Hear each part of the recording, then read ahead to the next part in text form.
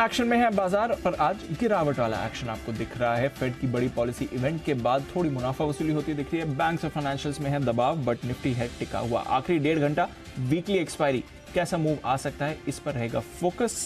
नमस्कार, स्वागत है आपका जी बिजनेस के मोतीलाल ओसवाल स्टूडियो में। मैं हूं दीपांशु भंडारी और आखिरी 1.5 घंटे पर रहेगी हमारी नजर। वीकली एक्सपायरी का दिन है, बाजार भी थोड़ा इस समय दोनों तरफ के मूव्स दिखा रहा है, बट स्टॉक्स में अभी भी बढ़िया रोटेशन है। कई सारे इंडेक्स और सेक्टर्स फोकस में आ रहे हैं, तो आइए उसी पर डालते हैं नजर। इस समय की बड़ी बातें क्या हैं, ये सबसे पहले जान लेते हैं। सबसे बड़ी बात तो यही, 18,750 के पास फ्लैट, कुछ भी नहीं हो रहा है निफ्टी में। बैंक निफ्टी में जरूर आज बिकवाली का दबाव आते हुए दिखा है। करीब 300 पॉइंट नीचे बैंक निफ्टी फिसला है। फिलहाल 43,700 के नीचे खो रहा है कारोबार। मिड कैप स्मॉल कैप यहां पर तेजी है, रिकॉर्ड ऊंचाई पर ये इंडेक्स ट्रेड कर रहे हैं, तो कोई परेशानी नहीं है। अच्छा एक्शन बना हुआ है। आज आईटी थोड़ा सुस्त है, बैंक्स थोड़े कमजोर हैं, एनबीएफसीज में भी थोड़ी गिरावट है, जिसकी वजह से थोड़ा प्रेशर बना हुआ है। बट उसके सामने ऑटोज पर रखिए नजर, बढ़िया एक्शन वहां पर है। एफएमसीजी पर रखिए नजर, अच्छी खरीदारी आ रही है।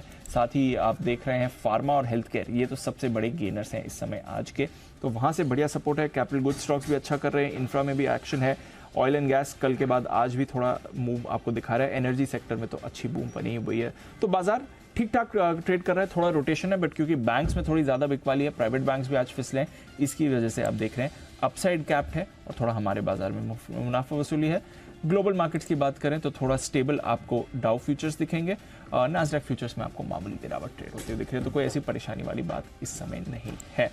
स्टॉक स्पेसिफिक एक्शन की बात करें तो यहाँ पर भरपूर एक्शन आपको सुबह से फार्मा में होते दिख रहा है। अपोलो हॉस्पिटल्स बढ़िया तेजी आ रही है। बाकी फार्मा शेयर्स भी देखिए, रेड्डीज, डिवीज, सिप्ला, ये चारों के चारों टॉप गेनर है इस समय आपके निफ्टी के, तो दिखा रहा है कि फार्मा का जो रोटेशन है उस पर बाजार का कन्विक्शन बन रहा है। औरो फार्मा जैसे स्टॉक्स भी एक्शन में है। लुपिन में भी आपने अच्छी खरीदारी आती हुई देखी है। ऑयल एंड गैस स्पेस से बीपीसीएल लगातार तेजी में है, आज भी बीपीसीएल में आपको अच्छा एक्शन दिख रहा है। ऑटोज में आज मारुति और एमएनएम में कमान संभाली है।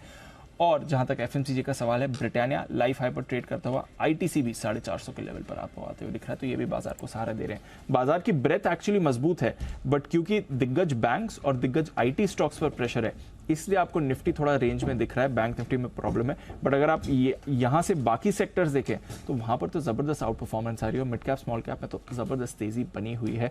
शिपिंग शेयर्स देखिए, रोज आपको एक्शन में आते हुए दिख रहे हैं, आज भी यहां पर आपको बढ़िया खरीदारी आती हुई दिख रही है। ये एक स्पेस है बाजार की, होल्ड आउट कर रही है। चुनिंदा शुगर शेयर्स में हम रोटेशन आते हुए देख रहे हैं। फार्मा और हेल्थ के नाम से मिड कैप स्पेस से आपको काफी एक्टिव दिख रहे हैं, तो अच्छा रोटेशन बाजार में इस समय बना हुआ है। रियल एस्टेट, ये भी एक और पैक है, आज सुबह हम बात कर रहे थे। कोजिश प्रॉपर्टीज में आपको अच्छी खरीदारी दिखी थी, वो भी आपको आती हुई दिख रही है, तो बढ़िया मूड माहौल आपको बाजार में इस समय आते हुए दिख रहा है। थोड़ी देर में अनिल जी से भी लेते हैं उनकी व्यू और देखते हैं बाजार पर क्या राय बन रही है। इनफैक्ट अनिल जी भी हमारे साथ तैयार हो चुके हैं। Good afternoon sir. थोड़ा आपने कहा था आज की क्लोजिंग इंपॉर्टेंट रहने वाली है। कल क्लोजिंग से आप कह रहे हैं थोड़ा कॉशियस रहना चाहिए बाजार में। निफ्टी तो कोई परेशानी नहीं है, बट हाँ बैंक निफ्टी 350 पॉइंट का कट इस समय दिखा। बैंक निफ्टी की परेशानी की हम सुबह से बात कर रहे थे, आज आईटी और बैंक्स, स्पेशली बैंक्स पे थोड़ा सावधान रहिए। सो आई थिंक बैंक निफ्टी थोड़ा सा रिस्की जोन में जा रहा है, जहां अभी है इसके नीचे बंद नहीं होना चाहिए। अच्छा, हाँ, 43,650 से आपका स्टॉप लॉस है। अगर इसके नीचे बंद होता तो आपके लिए रिस्क है, और इसलिए आज इंट्राडे का स्टॉप लॉस हमने थोड़ा छोटा दिया था दीप, 43,775, क्योंकि लग रहा था कि आज लंबा स्टॉप लॉस रखने वाला दिन है नहीं, मेक और ब्रेक वाला ट्रेडिंग सेशन भी है। सो आई थिंक एक चीज क्लियर है कि अभी भी निफ्टी में कहीं कोई समस्या तो छोड़िए, दूर दूर तक समस्या नहीं है, लेकिन बैंक निफ्टी को एक थोड़ा सा हल्का होना है, अपना एक करेक्शन जो पूरा करना है उस तरफ आगे बढ़ रहा है। सो अब जो आपके लिए बैंक निफ्टी का अगला मोस्ट इंपॉर्टेंट सपोर्ट जो निकल कर आ रहा है वो है 43,400, 43,525। ये 125 पॉइंट की रेंज यहाँ पर सपोर्ट का काम करेगी अब नीचे की तरफ, और अभी आपका 43,600 के आसपास, तो 43,675 के नीचे बंद होना, 650 के नीचे बंद होना। अगर आज यहाँ पर आप बंद होते हैं तो मामला सीरियस है थोड़ा शॉर्ट टर्म के लिहाज से। ओके, हाँ, सो अब अगले सपोर्ट रेंज को मैं बता दूं आपको, वो होगा 43,400, 43,525, जिस पर नजर रखिए बैंक निफ्टी के लिहाज से। तो बैंक निफ्टी का कमजोर होना एकदम परफेक्ट है। अगर आप निफ्टी को देखें, एक्स बैंक निफ्टी मजबूत है, कमजोर नहीं है। एक्स बैंक निफ्टी तो बहुत बढ़िया है सर। निफ्टी अगर बैंक निफ्टी के साथ फ्लैट है तो एक्स बैंक निफ्टी तो बहुत ही बढ़िया है। तो इसलिए ठीक है, हल्की फुल्की प्रॉफिट बुकिंग दो ही जगह, एक बैंकिंग शेयरों में जो हमारे आना तय थी वही आती हुई दिख रही, तो आई थिंक ओवरऑल ठीक है मार्केट। मैं अगले 1.5 घंटे के लिए बैंक निफ्टी को सपोर्ट जोन में जाते हुए देख रहा हूँ 43,400 से 43,525, वहां पर आपको हल्की फुल्की खरीदारी और शॉर्ट कवरिंग आती हुई दिखेगी। निफ्टी आपका जब तक 18,700 के नीचे नहीं जा रहा है तब तक ठीक है। तो दो चीजें होंगी दीप, या तो निफ्टी बैंक निफ्टी को ऊपर लाने की कोशिश करेगा या बैंक निफ्टी को नीचे गिराने की कोशिश करेगा। अभी तक बढ़ने और घटने में देखें तो दोनों अपने हिसाब से बराबर कर रहे हैं। निफ्टी गिरने का नाम नहीं ले रहा, बैंक निफ्टी में कोई किसी तरह की साइजेबल रिकवरी नहीं आ रही है, दोनों अपने अड़े हुए हैं। तो अब लेट्स सी हमें कौन सा ऐसा पहले डिसीजन लेने की जरूरत है कि क्या होगा। आराम से जब जैसा स्क्रीन पर होगा देखा जाएगा, शांति से वेट एंड वॉच करिए। इसीलिए मैंने परसों ही आपको ये बोला कि आपको डिसीजन फ्राइडे को लेना है, थर्सडे को नहीं। डिसीजन फ्राइडे को लेना है। भले अपने को पता है कि थर्सडे को आपको सब सामने आ गया, लेकिन क्या सामने आया उसका क्या मतलब है। आज रात को अमेरिका देख के हम कल डिसीजन लेंगे, आज दोपहर में हमारी 3:30 की क्लोजिंग देख के कल डिसीजन लेंगे। इसलिए आज वेट एंड वॉच वाला मूड रखा है। आराम से देखिए, शांति से बैठिए। तो आज क्लोजिंग निकलने दीजिए, फिर आज की क्लोजिंग निकलना है। चलिए आज वीकली एक्सपायरी निकलने दीजिए, क्लोजिंग निकलने दीजिए, फिर डिसाइड करेंगे क्या करना है। आइए हमारी टीम से भी बात करते हैं, जानते हैं कुछ इंपॉर्टेंट ट्रिगर्स बाजार के लिए और साथ ही आज की खबरें भी। कुशल और नुपुर दोनों हैं तैयार। कुशल, गुड आफ्टरनून, बताएं इंपॉर्टेंट ट्रिगर्स कौन से हैं?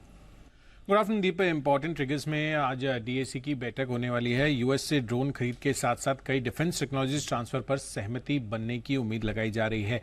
ईसीबी की पॉलिसी भी है शाम को, तो यहां पर फोकस रहेगा। साथ ही मई महीने का जो यूएस का रिटेल सेल्स और इंडस्ट्रियल प्रोडक्शन डेटा है वहां पर भी नजर रखिए। जहां तक कल का सवाल है, एडलवाइस फाइनेंशियल सर्विसेज, ये कंपनी जो है ट्रांसफर हो जाएगी टी ग्रुप से ए ग्रुप में। साथ ही फुटसी की जो इंडेक्स रिस्ट्रक्चरिंग है वो कल की क्लोजिंग से एप्लीकेबल होती हुई दिखेगी, जिसमें ग्लोबल हेल्थ, पिरामल फार्मा जुड़ते हुए नजर आएंगे। साथ ही कुछ एक स्टॉक्स के वेटेज भी इंक्रीज होंगे। मूडीज की रिप्रेजेंटेटिव के साथ फाइनेंस मिनिस्ट्री के ऑफिशियल्स की कल बैठक भी होगी, ये भी काफ़ी इंपॉर्टेंट है। साथ ही आईक्यू लाइटिंग, इसकी लिस्टिंग होगी, तो यहाँ पर नजर रखिए। सब्सक्रिप्शन तो काफ़ी अच्छा आया था इसका। एक्स डेट है, इसमें काफ़ी सारे डिविडेंड जो स्टॉक्स ने दिए थे उसका HDFC life, Piramal enterprises, PFC समेत श्रीराम फाइनेंस जो इन्होंने डिविडेंड दिए थे, इसकी एक्स डेट है। विप्रो के बायबैक की भी कल की ही एक्स डेट है। और ग्लोबल इवेंट के लिहाज से बैंक ऑफ जापान की पॉलिसी आपके सामने रहेगी। साथ ही मई महीने का जो यूरोप का सीपीआई आंकड़ा है उस पर भी आपको नजर रखनी है। अंत में 19 जून यहाँ पर फोकस करना है, क्योंकि एसबीआई इसकी एजीएम होने वाली है। साथ ही कैनफिन होम्स बोर्ड बैठक में पूंजी जुटाने पर कंपनी विचार करती हुई दिखेगी। ग्लोबल सर्फेसिस, इसका 90 दिनों का 50% एंकर लॉक इन खत्म हो जाएगा। सुला वाइनर्स का भी प्री आईपीओ लॉक इन खत्म होता हुआ दिखेगा। कुछ दो कंपनियों के नाम में बदलाव है, जिसमें Mahindra CI automotive CI automotive बन जाएगा और टीटागढ़ वैगन्स भी बदलकर टीटागढ़ रेल सिस्टम्स होता हुआ दिखेगा सोमवार से। जी एंटरटेनमेंट, यहाँ पर सैट जो है सेबी के ऑर्डर को लेकर अब यहाँ पर सुनवाई करते हुए दिखेंगे सोमवार को, तो यहाँ पर नजर रखनी है। और बीएससी इंडाइसेस में ओपनिंग से ही कुछ बदलाव लागू होने वाले हैं अलग अलग इंडाइसेस में, जिसमें बीएससी 500 8 स्टॉक्स निकलते हुए दिखेंगे और 8 स्टॉक्स जुड़ेंगे इसमें। साथ ही मिड कैप स्मॉल कैप में भी जो बीएससी का इंडेक्स है वहां पर भी 5 स्टॉक्स निकलेंगे। एचयूएल की एक्स डेट है, जो फाइनल डिविडेंड इन्होंने दिया था, और सोमवार को यूएस के बाजार भी बंद रहने वाले हैं, तो ये एक अपडेट है। तो यह है आपके लिए पूरा का पूरा अपडेट और सारी खबरें इस समय, ट्रिगर्स इस समय जो आ रहे हैं। आइए आज की कुछ खबरें भी जानते हैं नुपुर के साथ। नुपुर, गुड आफ्टरनून, बताएं। Good afternoon. सबसे पहले फाइनेंशियल बायोटेक, जहाँ पे कंपनी की जो सब्सिडी है उसने एक नया प्रोडक्ट लॉन्च किया, पीडियाट्रिक फूड में ये लॉन्च किया गया, तो पॉजिटिव न्यूज़ है कंपनी के लिए, तो स्टॉक फोकस में। ग्लैनमार्क फार्मा कंपनी ने जो ब्रेस्ट कैंसर की दवा के लिए जो दवा यूज़ होती है, इस्तेमाल होती है, उसकी प्राइस घटा दी है, 15,750 रुपये से घटा दिया, तो ये भी एक जो पेशेंट्स हैं उनके लिए अच्छी खबर आती हुई नजर आ रही है। कोचिन शिपयार्ड, जहाँ पे सब्सिडी कंपनी की जो सब्सिडी है उसे एक नया ऑर्डर मिला है, कार्गो शिप से रिलेटेड ये ऑर्डर है, उसकी जो वैल्यू होगी वो 580 करोड़ के आसपास की है, तो कोचिन शिपयार्ड के लिए भी पॉजिटिव न्यूज़ आती हुई। एफडीसी भी आज फोकस में, सुबह से ही फोकस में। कल जो फंड एक्शन हुआ था उसके बाद अब यहाँ पे यूएस एफडीए से भी क्लीन चिट मिलती हुई नजर आई है। 6 से 12 फरवरी के दौरान कंपनी ने यूएस एफडीए ने औरंगाबाद प्लांट पे जांच की थी, अब वहाँ पे क्लीन चिट दे दिया, तो पॉजिटिव न्यूज़ आती हुई दिख रही है एफडीसी के ऊपर।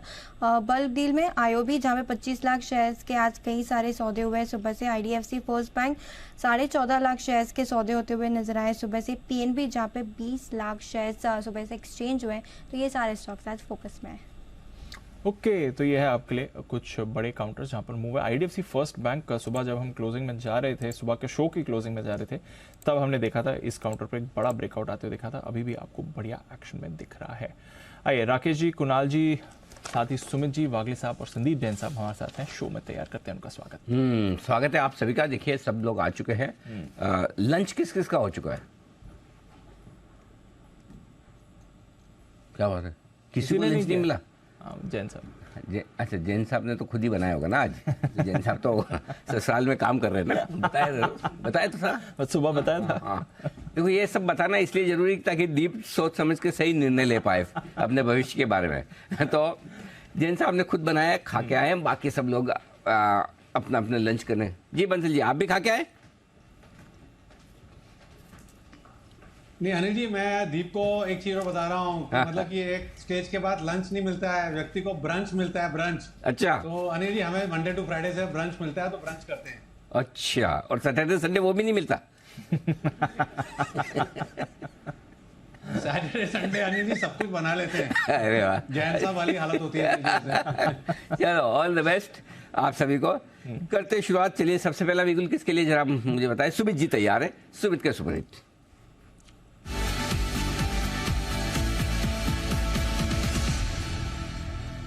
जी बताएं सर। गुड आफ्टरनून अनिल जी। जी अनिल जी, मेरे पास सेल कॉल रडार पे आया है। बैंकिंग स्टॉक्स में दबाव है, बैंकिंग स्टॉक्स कंटिन्यूसली वीकनेस दिखा रहे हैं और पीएसयू बैंकिंग स्टॉक एक एक करके गिरावट दिखा रहे हैं। तो जो स्टॉक अभी मेरे रडार पे आया है उसका फ्यूचर्स में भाव चल रहा है 185, 184, 80, 184.80, 185 का अभी भाव है फ्यूचर्स के अंदर। स्टॉक का नाम है bank of Baroda. Bank of Baroda पिछले एक हफ्ते के लो, 5 दिनों के लो ब्रेक कर रहा है। बैंक ऑफ बड़ौदा के अंदर यहाँ से दबाव देखने को मिल सकता है। स्टॉक का जो ऊपर में रेजिस्टेंस है 188, 189 के पास है, तो 189 के स्टॉप लॉस से बैंक ऑफ बड़ौदा में बिकवाली करके चलने का सलाह रहेगा। नीचे में जो टारगेट देखने को मिल सकता है, इसका 180 का पहला टारगेट बनेगा, 177 रुपए का दूसरा टारगेट बनेगा। 2-3 दिनों का व्यू लेके बैंक ऑफ बड़ौदा में यहाँ पे सीएमपी पे बिकवाली करे। 189 का नीचे में इसमें स्टॉप लॉस लगा, ऊपर में इसमें स्टॉप लॉस लगाए, नीचे में इसके 180 से लेके 177 के टारगेट जल्दी ही देखने को मिलने चाहिए। बिकवाली करे बैंक ऑफ बड़ौदा।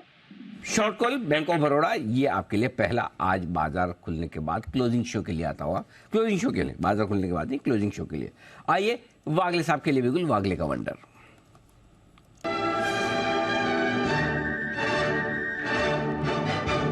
जी वागले साहब बताएं sir. Anil ji good afternoon. Deepanshu good afternoon. Anil ji यही था मेरा भी कॉल। 185 के नीचे बैंक ऑफ बड़ौदा ने एक बड़ा वाला वीकनेस का संकेत दिया है। पहला टारगेट 180, मैं अभी सिर्फ टारगेट और ये दे देता हूँ। मेरा स्टॉप लॉस होगा 186 का।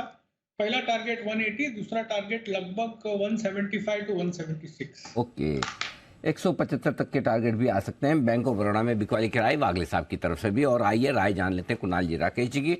वक्त है बिगुल क्या चार्ट कॉर्नर।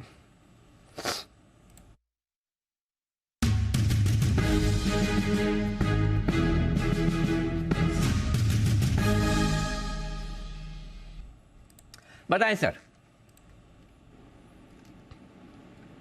अनिल जी हमारे पास 3 बिगुल हैं, तो धीरे धीरे करके Anil ji as per convenience आते रहिएगा। कोई जल्दी नहीं है, हमारा कोई ऐसा इमीडिएट फायरवर्क वाला चीज नहीं है। और अभी जो स्टॉक पिक है वो है बायोकॉन। बायोकॉन में खरीदारी की राय है। पिछले 3 दिनों के हाइस के ऊपर निकला है, एक पॉजिटिव क्रॉसओवर है। एक नेगेटिव न्यूज के चलते स्टॉक गिरा था, वो सेलिंग एब्जॉर्ब हो चुकी है। और ये स्टॉक भी एक बड़ा आपको शॉर्ट टर्म मीडियम टर्म के नजरिए से दिखाने का दमखम रखता है। तो एक ओवरवेट खरीदारी की राय है on Biocon. Over to Kunal ji. Anil ji देखिए, पिछले कई दिनों से हम एक कंसोलिडेशन बायोकॉन में देख रहे हैं। 240 रुपए के आसपास एक सपोर्ट है और बाजार में कमजोरी है, बावजूद इसके स्टॉक ताकत दिखा रहा है। 240 का सपोर्ट जो है वो इस्टेब्लिश हो गया है। स्टॉक जैसे ही मोमेंटम लेगा सीधा आपको 260 तक के लेवल्स देखने को मिल सकते हैं। तो यहाँ पर रिस्क रिवॉर्ड बहुत फेवरेबल है। 240 रुपए पर ही स्टॉप लॉस, ब्रेकआउट जो सपोर्ट का स्तर है वहीं पर स्टॉप लॉस रखकर बाय करें। पहला टारगेट होगा 250 रुपए का, इवेंचुअल टारगेट 255 रुपए का। ओके, 50-55 दो टारगेट के लिए बायोकॉन में करें खरीदारी। 250-255 ये है राय आपके लिए। B for bank of Baroda short call, B for Biocon long call. Okay, तो इन पर रखिए नजर। एक्शन यहाँ पर आपको बनते हुए दिख रहा है। अपोलो हॉस्पिटल्स बाय द वे जबरदस्त तेजी में 3.5% का उछाल इस पर आपको आते हुए। अपोलो हॉस्पिटल में एक तो सचिन जी हाँ और दूसरा हिमांशु जी, दोनों की तरफ से दोनों की पिक्स पे मोहर लग चुकी है। और वैसे तो मेरे ख्याल से और भी हमारे एक्सपर्ट्स की तरफ से आई हुई है। जैन साहब से भी बात हो रही थी पिछली बार जब आए थे, तब अपोलो हॉस्पिटल चलता था, hospital stock.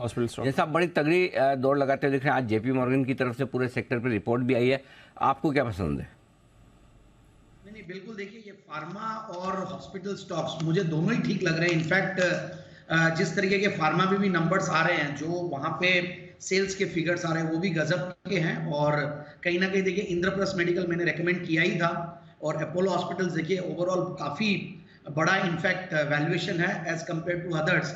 But yes, all the stocks, मैंने रेनबो चाइल्ड अभी आपके शो में सुना था अनिल जी, एंड वो स्टॉक मैंने रेकमेंड भी किया हुआ जैन साहब के जेम्स में। केएमसी स्पेशलिटी भी मैंने रिसेंटली रेकमेंड किया। सो यही रीजन है कि ये सारे हॉस्पिटल स्टॉक्स भी अब इन दिनों में काम करेंगे, भले वो होटल हो या हॉस्पिटल हो, दोनों बढ़िया चल रहे हैं। एंड मेरा ऐसा मानना है कि जो वैल्यूएशन सस्ते हैं वो इंद्रप्रस्थ मेडिकल और केएमसी स्पेशलिटी, ये दोनों पे बिल्कुल ध्यान दे सकते हैं। और अपोलो तो देखिए लीडर है, तो वो तो चल ही रहा है। अपोलो तो लीडर है, वहां पर आपको अच्छी मूव भी आती हुई दिख रही है। नजर रखिए इस पर, और बढ़िया एक्शन में आपको दिख रहा है। अपोलो हॉस्पिटल्स मूव है, एस्टर डीएम में है, फोर्टिस हेल्थ केयर है, ग्लोबल हेल्थ केयर है। ये सारे काउंटर्स आपको बढ़िया मूव दिखा रहे हैं। थोड़ा थोड़ा मिड कैप आईटी में भी रिवर्सल आ रहा है। एलटीआई माइंट्री देखिए 2 दिन थोड़ा सुस्त था, आज बाकी आईटी में कुछ एक्शन नहीं हो रहा है, बट एलटीआई माइंट्री और एम्फोसिस ये दोनों थोड़े आपको एक्टिव इस समय दिख रहे हैं। स्पेशली एलटीआई माइंट्री जो 2% उछलकर डेज हाई पर ट्रेड कर रहा है। कुणाल जी एक बार देखें सर एलटीआई माइंट्री का चार्ट। देखिए, बिल्कुल आप सही कह रहे हैं दीपांशु, स्टॉक में आज हमें एक मोमेंटम बनते हुए दिख रहा है, लेकिन जिस तरह का चार्ट स्ट्रक्चर है, मुझे लगता है थोड़ा वेट एंड वॉच करना चाहिए। स्ट्रक्चर मजबूत है, मौजूदा स्तरों पर कुछ कंसोलिडेशन अगर हो जाता है, थोड़ा स्टॉक नीचे आता है, तो उन स्तरों पर बाय के बारे में सोचें। स्ट्रक्चर काफी मजबूत दिख रहा है। ओके, तो यह है आपके लिए एलटीआई माइंट्री जिस पर आपको रखनी है नजर। देखते हैं कैसा एक्शन ये काउंटर दिखाएगा। और फिलहाल मिड कैप आईटी में से ये सबसे ज्यादा आपको एक्टिव काउंटर दिख ही रहा है। एल&टी फाइनेंस में बड़ा वाला ब्रेकआउट आया है। वागले साहब, सुबह 120 की बात हो रही थी, 118 पर तो फिर मौजूदा लेवल्स पर फ्यूचर्स ट्रेड कर ही रहा है इसका। यहां से भी अब ट्रेड कर सकते हैं सर, या फिर आज के लिए जो मूव आनी थी आ गई, क्योंकि 122 का इसने हाई बनाया आज। दीपांशु, ऊपर में 120 122 जाके वापस अभी 118 के आसपास है। ये माहौल में आउटस्टैंडिंग परफॉर्मेंस है। पोजीशनली राउंडिंग बॉटम का ब्रेकआउट है, जो कि लगभग 112 113 के लेवल पे हुआ है। तो पोजीशनली आपको रहना है स्टॉक में, तो बिल्कुल मतलब फ्रेश बाइंग की तो मैं रिकमेंड नहीं करूंगा, बट खड़े रह सकते हैं। फ्रेश बाइंग थोड़ा सा नीचे में आपको 112 113 आता है तो ही करना होगा, 108 के स्टॉप लॉस से। लेकिन पैटर्न ये बोलता है कि और भी ऊपर जाएगा, 130 140 तक ये मूव कंटिन्यू होगी अगले 1 से 2 हफ्ते। ये है आपके लिए इस समय एल&टी फाइनेंस जहां पर आपको रखनी है नजर। एक्शन में काउंटर आ रहा है। एक्शन में गोदरेज प्रॉपर्टीज भी है, बढ़िया मूव है। सुबह भी हमने इसके ब्रेकआउट को आइडेंटिफाई किया था। 4% ऊपर इस समय आपको गोदरेज प्रॉपर्टीज ट्रेड करते दिख रहा है, तो बढ़िया एक्शन बना हुआ है इस पर। सुमित जी, मेंटेन करनी है इसमें, अगर ट्रेडिंग पोजीशन लिए 1570 पर आ गया है, आज के लिए 1595 तक का हाई बनाया था गोदरेज प्रॉपर्टीज ने। दीपांशु, देखिए ट्रेलिंग स्टॉप लॉस का यूज करना चाहिए, क्योंकि मार्केट के अंदर थोड़ा प्रॉफिट बुकिंग देखने को मिल रहा है, लेकिन स्टॉक में स्ट्रेंथ मेंटेन कर रही है, इसके लिए इसमें अभी होल्ड करें। स्टॉक के अंदर वैसे भी एक लंबे समय के बाद एक रिवर्सल के संकेत आए, और रिवर्सल के बाद स्टॉक में तेजी दिखाई है। स्टॉक में बने रहे, ट्रेलिंग स्टॉप लॉस का यूज करें, क्योंकि 1520 1525 के पास का बनेगा। ऊपर में 1600 तक के टारगेट बनेंगे, और 1600 का लेवल टूटा तो रैली और एक्सटेंड होती हुई देखने को मिलेगी। तो ट्रेलिंग स्टॉप लॉस लगा के पोजीशन होल्ड करें। इन स्टॉप लॉस के साथ पोजीशन होल्ड करें, यह है आपके लिए गोदरेज प्रॉपर्टीज पर राय। इस बीच थोड़ा बाजार पर नजर डालिए, क्योंकि बैंक्स पर फ्रेश प्रेशर आते हुए दिख रहा है। करीब करीब 100 पॉइंट की और फ्रेश बिकवाली आपको पिछले कुछ मिनट में बैंक निफ्टी में आती हुई दिखी है। और अब देखिए बैंक निफ्टी 450 पॉइंट्स का कट आपको दिखा रहा है, तो 43,500 तक बैंक निफ्टी आपको फिसलते हुए दिख रहा है, और फ्रेश सेलिंग का प्रेशर अक्रॉस बैंक्स ही आपको आते हुए दिखा है। सबसे ज्यादा गिरावट आज आपको बैंक ऑफ बड़ौदा में आती हुई दिख रही है, जहां पर अभी थोड़ी देर पहले सेल कॉल्स भी आए थे। इंडसइंड बैंक ये दूसरा काउंटर है जहां पर आपको ज्यादा वीकनेस आती हुई दिख रही है। सुमित जी, सुबह सेल कॉल भी थी। इंडसइंड बैंक 1290 1280 तक के टारगेट्स दिए थे, फिलहाल 1294 में ट्रेड कर रहा है, ऑलमोस्ट डेज लो के आसपास। जरा देखें सर इंडसइंड बैंक। अभी और नीचे जाएगा दीपांशु, स्टॉक सुबह सही लेवल पे पकड़ में आ गया, वहां से कंटिन्यूसली गिरावट है और डेज लो पे ट्रेड कर रहा है। 1290 का टारगेट तो अचीव होना ही चाहिए, और उसके और वो लेवल टूट के उसके नीचे भी जाना चाहिए। 1280, 1270 ये लेवल नीचे में देखने को मिल सकते हैं। ट्रेलिंग स्टॉप लॉस लगा के पोजीशंस होल्ड करें, और अगर जो इंट्राडे के लिए किया है वो लोग बुक भी कर सकते हैं, बट मुझे लग रहा है कि अभी यहाँ से और गिरावट आएगी तो ट्रेलिंग स्टॉप लॉस लगा के पोजीशंस होल्ड कर सकते हैं। ट्रेलिंग स्टॉप लॉस लगा के पोजीशन होल्ड कर सकते हैं। बड़ी सेलिंग इस पर आ रही है। फेडरल बैंक, इस पर काफी टाइम से बात नहीं हुई, बट आज ये भी सेलिंग प्रेशर में आ रहा है। बंसल जी, जरा फेडरल बैंक देखें, आज बैंक्स की तरफ से बड़ी गिरावट का प्रेशर इस समय बन रहा है। जी दीपांशु, बिल्कुल राइटली आपने मेंशन करा। फेडरल बैंक तो शुरू से ही करेक्शन में चल रहा है। इनफैक्ट करेक्शन की शुरुआत ही बैंकों के अंदर फेडरल बैंक से हुई थी और टेक्निकली स्ट्रक्चर खराब हो रखा है। तो उछाल पे दीपांशु बिकवाली की राय होगी। एज ऑफ नाउ कुछ नहीं करेंगे, थोड़ा सा पुल बैक आएगा तो बेचेंगे। और दीपांशु, दो अपडेट भी हैं कि एक तो जो डीवीज लैब चल रहा है, ये मेरा पिक ऑफ द सीरीज है, और एक हमारे फॉलोअर ने दीपांशु मेरे को स्क्रीनशॉट के साथ मैसेज किया है कि 26 जून 2020 को मैंने और कुणाल जी ने आईडीएफसी रिकमेंड करा था एट 90 रुपीज, और वो स्टॉक मल्टीबैगर बन चुका है। तो ये छोटा सा अपडेट था मेरे और कुणाल जी की तरफ से। आईडीएफसी फर्स्ट बैंक दोनों में बढ़िया मूव आती हुई दिख रही है, और दोनों में 2-2.25% की तेजी है। इनफैक्ट बैंक निफ्टी का एकमात्र कंपोनेंट है जो पॉजिटिव टेरिटरी में होल्ड आउट कर रहा है, और वो है आपके लिए आईडीएफसी फर्स्ट बैंक इस समय। बंसी जी, आईडीएफसी फर्स्ट बैंक पर भी जरा राय दें। आईडीएफसी तो अच्छा परफॉर्म कर रहा है, दोनों इनफैक्ट 2% ऊपर है इस समय। दीपांशु, बेहतरीन टेक्निकल स्ट्रक्चर है आईडीएफसी फर्स्ट बैंक का, जिनके पास है मेरा ऐसा मानना है कि होल्ड करना चाहिए, जिन्होंने नीचे का ले रखा है। आज सुबह भी मेरे किसी फ्रेंड ने भी मुझसे अपडेट मांगा था, तो स्टॉक सेंचुरी लगाएगा, 100 रुपीज की तरफ जा रहा है। तो 100 रुपीज के टारगेट के लिए जिनके पास है नीचे का hold tight seat tight, hold tight seat tight, यह है आपके लिए आईडीएफसी फर्स्ट बैंक पर रहा है। स्टॉक में आपको बढ़िया मूवमेंट दिख रहा है, और सारे बैंक्स गिर रहे हैं, सिर्फ एक ये बैंक है जो होल्ड आउट कर रहा है। दूसरा है आपके लिए एक्सिस बैंक, जहां पर आज एक बड़ी ब्लॉक डील हुई थी। बेन कैपिटल ने यहां पर करीब 5% हिस्सा बेचा था, ऑलमोस्ट 1.9 करोड़ शेयर्स की स्टॉक हुआ था। ये स्टॉक भी होल्ड आउट कर रहा है, ना नेगेटिव में ना पॉजिटिव में। ऑफकोर्स सुबह थोड़ा पॉजिटिव खुला था, वहां से फिसल चुका है, बट एकदम फ्लैट लाइन पर ट्रेड करते हुए दिख रहा है। एक बार जैन साहब से भी राय लें। जैन साहब, हालांकि बड़ा बैंक है एक्सिस, बट एक बार आपकी राय लेना चाहूंगा। आज बड़ी ब्लॉक डील हुई थी और कमजोर बाजार के बावजूद ये होल्ड आउट कर रहा है। बाकी बैंक्स पर प्रेशर है, ये स्टेबल है।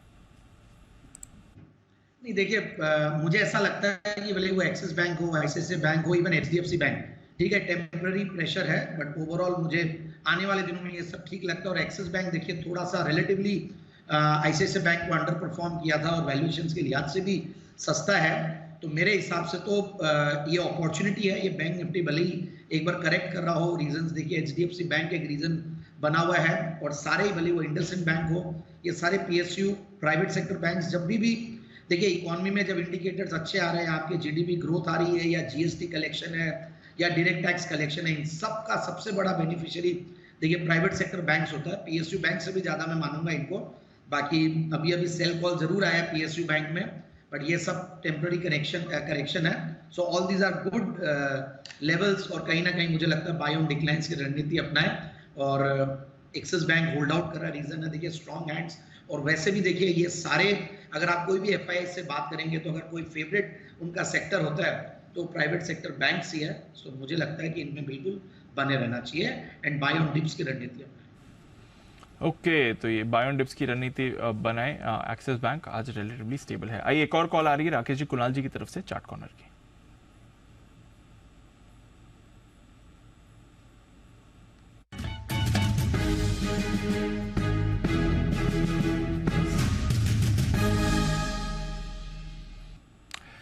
बताएं सर। दीपांशु, खरीदारी की राय है एलआईसी हाउसिंग फाइनेंस में। नतीजों के बाद स्टॉक में एक करेक्शन देखने को मिली थी। चार्ट्स पर एक रिवर्सल हो रहा है, नीचे से एक अच्छी बेस बिल्डिंग है। हालांकि आज के हाई से स्टॉक थोड़ा रिट्रेस हो चुका है, बट रिट्रेसमेंट में एलआईसी हाउसिंग फाइनेंस में खरीदारी की राय है। ओवर टू कुणाल जी। देखिए दीपांशु, एक मेजर सपोर्ट है स्टॉक के लिए 365 रुपए के आसपास, और हमने देखा उसी लेवल से जिनके पास पोजीशन है बाय करके चलने की राय है। और इस स्टॉक में 400-410 के लेवल्स देखने को मिलेंगे, तो यहाँ पर बाय करें। 377 रुपए के आसपास अभी चल रहा है, 370 का स्टॉप लॉस रखें। पहला टारगेट 390 का, दूसरा 400 का। ओके, 390 और 400 के टारगेट के लिए यहाँ पर आपको करनी है खरीदारी एलआईसी हाउसिंग फाइनेंस। इस पर रखिए नजर। इंटरेस्टिंग है, जहां पर फाइनेंशियल्स में एक्चुअली थोड़ा रोटेशन है, एनबीएफसीज होल्ड आउट कर रही हैं। एल&टी फाइनेंस की अभी हमने बात करी, दूसरा LIC हाउसिंग फाइनेंस है। दोनों में ही आपको अच्छा एक्शन दिख रहा है और डेज हाई के आसपास दोनों आपको ट्रेड करते हुए दिख रहे हैं, तो अच्छी मूव यहाँ पर एक बनी हुई है। थोड़ी अच्छी मूव एक दो और काउंटर्स में आ रही है। बाटा पर रखिए नजर, यहाँ पर थोड़ा एक्शन आपको आते दिख रहा है। कोलगेट में अभी अभी खरीदारी आई है। भारतीय एयरटेल, इसको भी जरा पुल अप करिए, ये नीचे से थोड़ा रिकवरी के मूड में दिख रहा है। भारतीय एयरटेल पिछले कुछ दिनों से मजबूत बाजार में कमजोर था, अब कमजोर बाजार में मजबूत हो रहा है। सुमित जी जरा देखें, भारतीय एयरटेल ये वापस ऊपर के लेवल्स पर शॉर्ट करना है इसे, या फिर अब थोड़ी स्ट्रेंथ आ रही है क्योंकि कमजोर बाजार में होल्ड आउट कर रहा है? सर दीपांशु देखिए, ये स्टॉक पहले गिरावट दिखा रहा था, तो जनरली ये स्टॉक का माइंडसेट भी ऐसा ही है। जब मार्केट तेजी में होता है तब ये गिरावट दिखाता है, मार्केट करेक्टिव मोड में होता है तब ये थोड़ा सा बाउंस बैक और रिकवरी दिखाता है। मेरे को ऐसा लग रहा है कि भारतीय एयरटेल में बड़ी तेजी देखने को मिलेगी जब ये 840 845 का लेवल ब्रेक करेगा। जब तक ये लेवल ऊपर में ब्रेक नहीं करता तब तक ये साइडवेज ट्रेड करेगा। नीचे में 800 810 का सपोर्ट होगा, ऊपर में 840 845 का रेजिस्टेंस होगा। तो जिन्होंने ले रखा है वो लोग होल्ड कर सकते हैं, फ्रेश खरीदारी गिरावट में करना है। और एक बिगुल भी दीपांशु यहाँ पे, बिगुल सुमित जी के लिए, सुमित का सुपर हिट।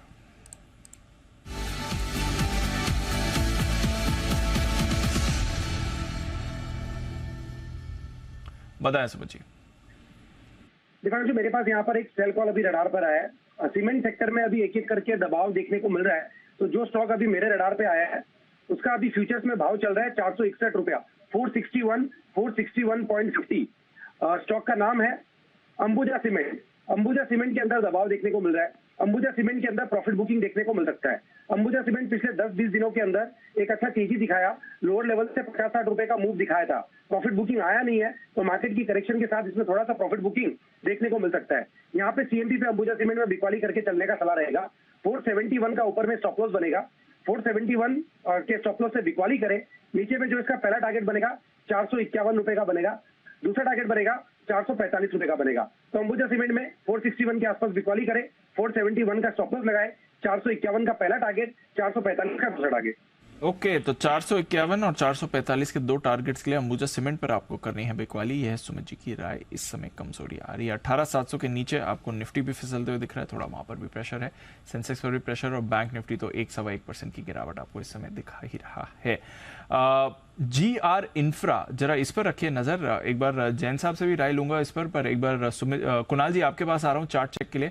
करीब 1100 करोड़ रुपए के प्रोजेक्ट के लिए ये सबसे लोएस्ट बिडर घोषित किए गए हैं, तो थोड़ा अच्छी खबर आ रही है। खबर के बाद स्टॉक में भी हल्का रिएक्शन आया, 1.5% ऊपर। NHAI की तरफ से इस बड़े प्रोजेक्ट के लिए लोएस्ट बिडर है। जरा चार्ट देखिए कुणाल जी, फिर जैन साहब के पास चलते हैं।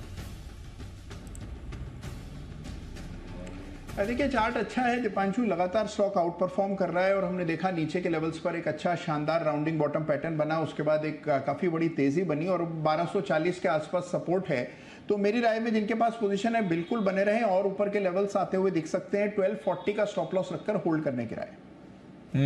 तो ये है आपके लिए GR इंफ्रा, जहां पर आपको रखनी है नजर।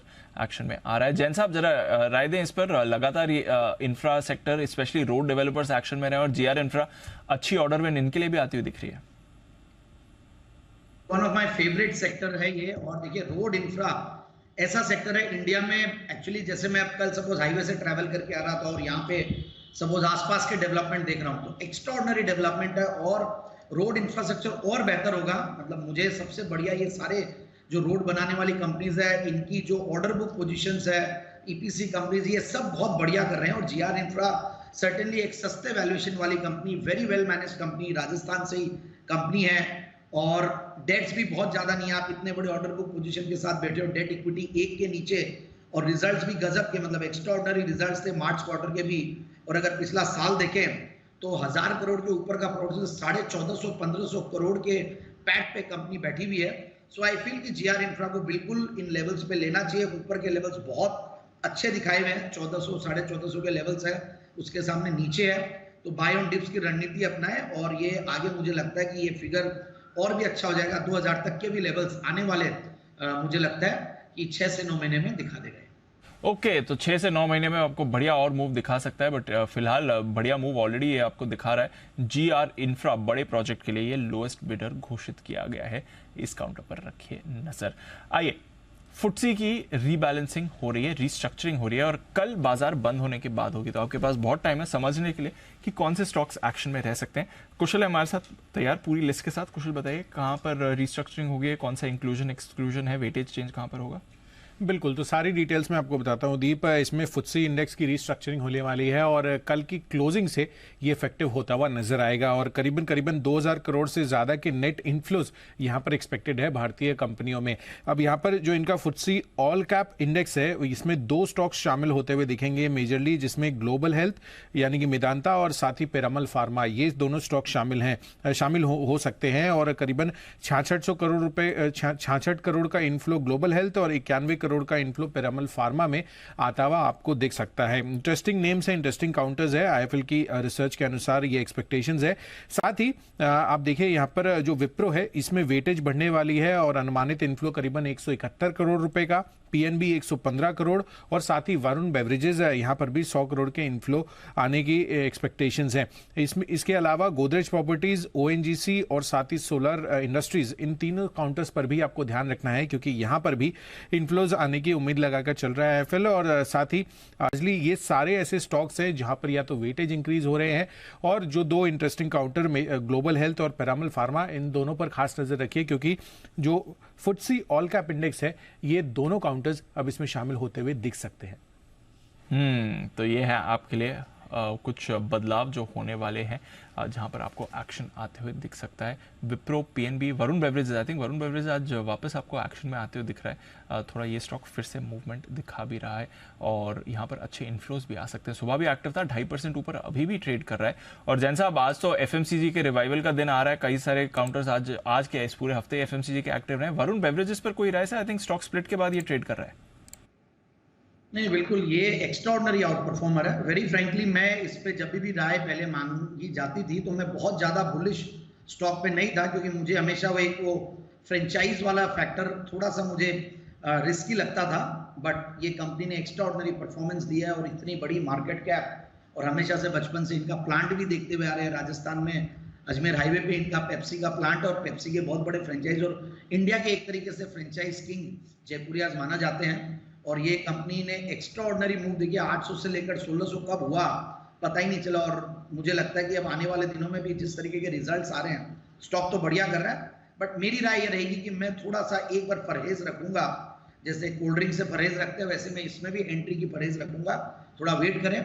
आईटीसी समहाउ मुझे ज्यादा बेटर लगता है। फिर आप दूसरे जो एफएमसीजी प्लेज है, इवन डाबर लुक्स गुड, सारे एफएमसीजी प्लेज अच्छे होंगे अगर जिस तरीके से रूरल इनकम और रूरल कंजम्पशन और इन्फ्लेशन अगर नीचे आता है तो इन सब का बेनिफिट इस सेक्टर को तो बिल्कुल मिलता है। और फिर सरकार ने कुछ ये जो प्राइजेस एमएसपीज वगैरह भी बढ़ाते हैं तो सर्टेनली उसमें रूरल इनकम बढ़ती है।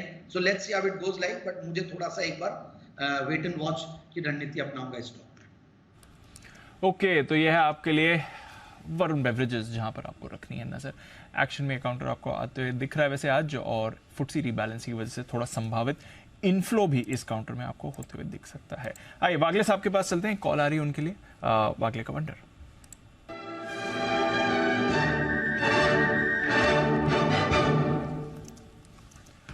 बताएं सर।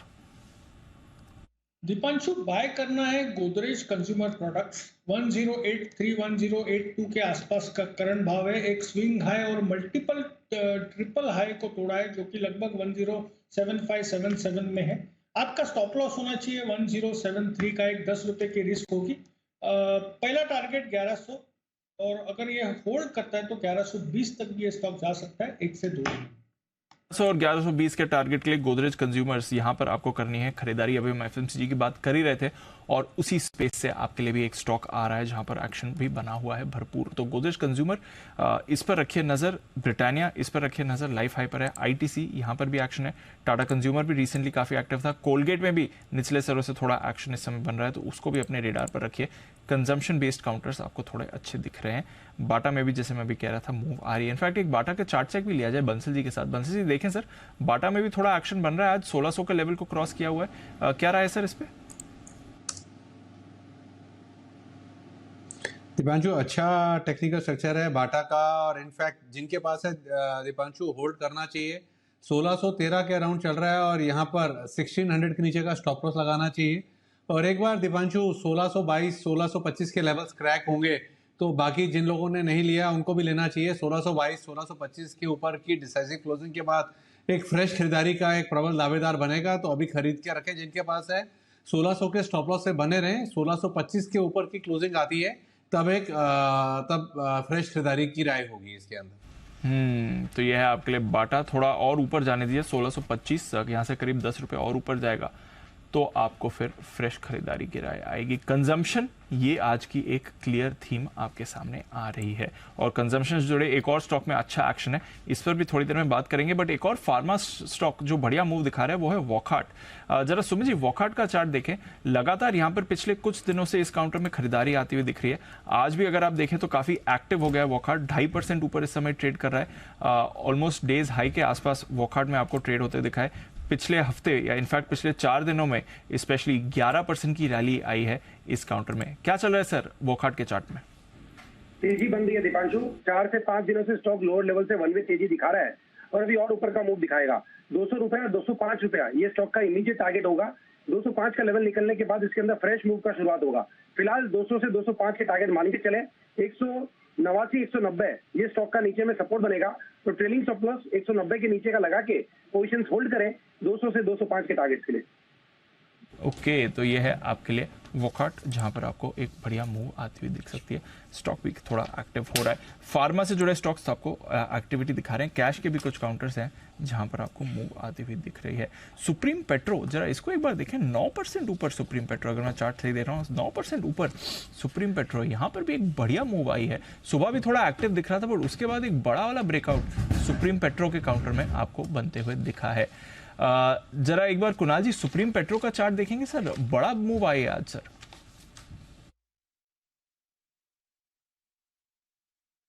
देखिए, जिस तरह का चार्ट है दीपांशु, सुप्रीम पेट्रो का अगर आप चार्ट देखें तो मुझे लगता है कि काफ़ी अच्छा रनअप हमने पिछले कुछ दिनों में देखा है और स्टॉक में कुछ कंसोलिडेशन भी चल रहा है। एक मेजर सपोर्ट मुझे 900 रुपए के आसपास दिखता है, तो जिनके पास पोजीशन है 900 के आसपास एक स्टॉप लॉस रखें और फिलहाल मेरी होल्ड करने के लिए।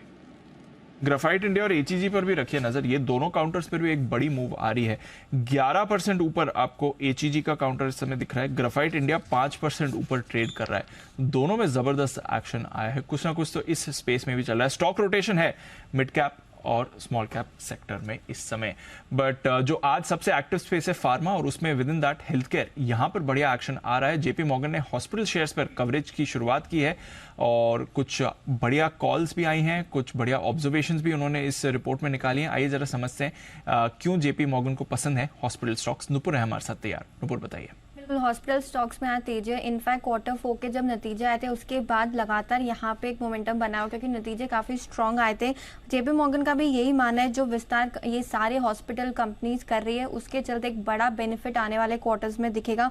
ऑक्यूपेंसी लेवल्स भी अगर आप देखें तो उच्चतम स्तर पे आपको नजर आ रहे हैं। 62% के एवरेज हुआ करते थे, वो अब 65-70% तक पहुंचते हुए दिख रहे हैं। इंडस्ट्री का जो आउटलुक है एक्सपेंशन के बाद वो भी काफी ज्यादा स्ट्रांग लग रहा है। Balance sheet of free cash flow भी इन कंपनीज का सुधरता हुआ नजर आएगा, ऐसा जेपी मॉर्गन का मानना है। उनका यह भी कहना है कि फ्री कैश फ्लो जैसे ही सुधरेगा, जनरेशन होना स्टार्ट होगा, उसके बाद जो मर्जर्स एंड एक्विजिशन की अपॉर्चुनिटीज यहाँ पे आपको और खुलती हुई नजर आएगी। पिछले कुछ दिनों में हमने देखा है कि फोर्टिस ने एक एक्विजिशन किया है, मेदांता की तरफ से एक्विजिशन की खबरें आई थी, तो एमएनए अपॉर्चुनिटीज भी यहाँ पे काफी सारी, कंसोलिडेशन इस इंडस्ट्री में होते हुए नजर आ रहा है। सप्लाई शॉर्टेज देखा गए थे, उससे भी जो ग्रोथ है उसको सहारा मिलता हुआ दिखेगा। प्रॉफिट्स में सुधार की उम्मीद है और यहाँ पर आगे चलकर ये बने रह सकते हैं प्रॉफिट्स। इनफैक्ट उनका जो FY 23 से 26 का एबिटा का कामकाजी मुनाफे का जो कंपाउंडिंग ग्रोथ है उसका एस्टिमेट 19% के आसपास का है, तो काफी पॉजिटिव है वो हॉस्पिटल स्टॉक्स पे। अपोलो हॉस्पिटल पे ओवरवेट की रेटिंग है, 5950 का उनका लक्ष्य है। फोर्टिस हेल्थ केयर देखे तो 355 का लक्ष्य के साथ ओवरवेट की रेटिंग के साथ उन्होंने इनिशिएट किए कवरेज। मैक्स हेल्थ के 620 और मेदांता भी देखें तो 710 के टारगेट के साथ यहाँ पे इनिशिएट हुई। तो बड़े एक्सपेंशन प्लान से ट्रैक पे।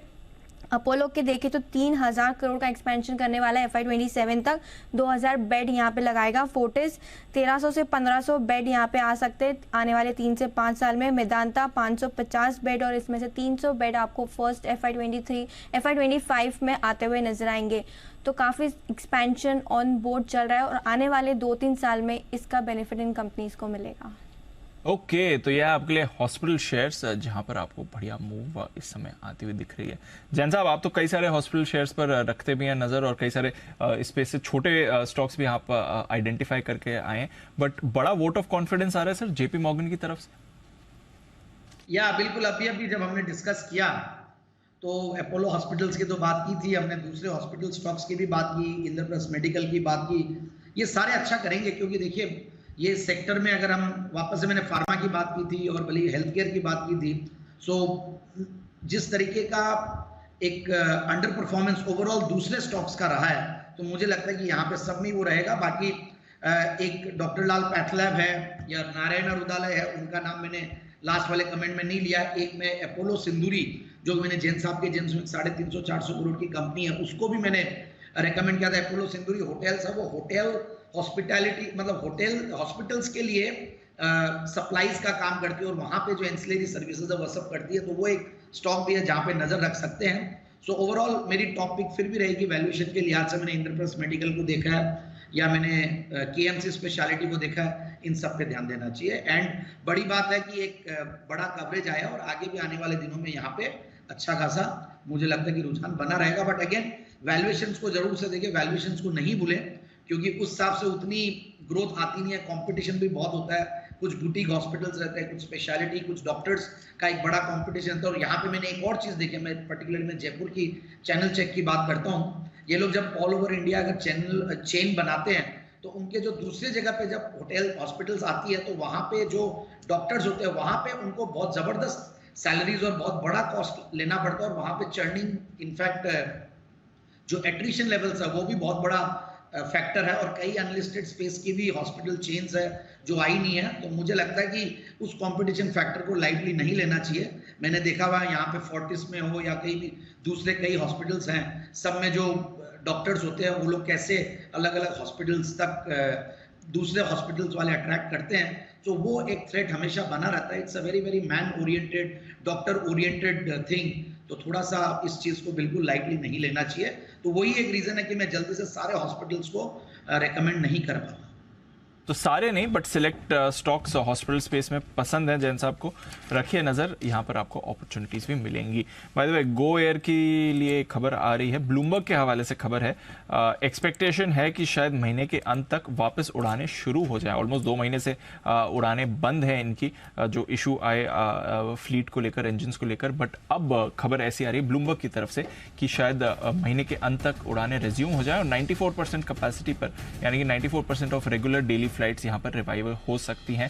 इन्होंने अपना रिवाइवल प्लान सबमिट किया है। 167 डेली फ्लाइट्स थी, उसमें से 157 डेली फ्लाइट्स ऑपरेशनल करने की बात भी है। तो देखते हैं अगर इस पर डेवलपमेंट होता है कि नहीं। अच्छी खबर होगी अगर वापस गो एयर रिवाइव हो जाता है तो। आइए, नितिन जी हैं हमारे साथ तैयार, करते हैं उनका स्वागत, निफ्टी के निशानेबाज नितिन मुरार का।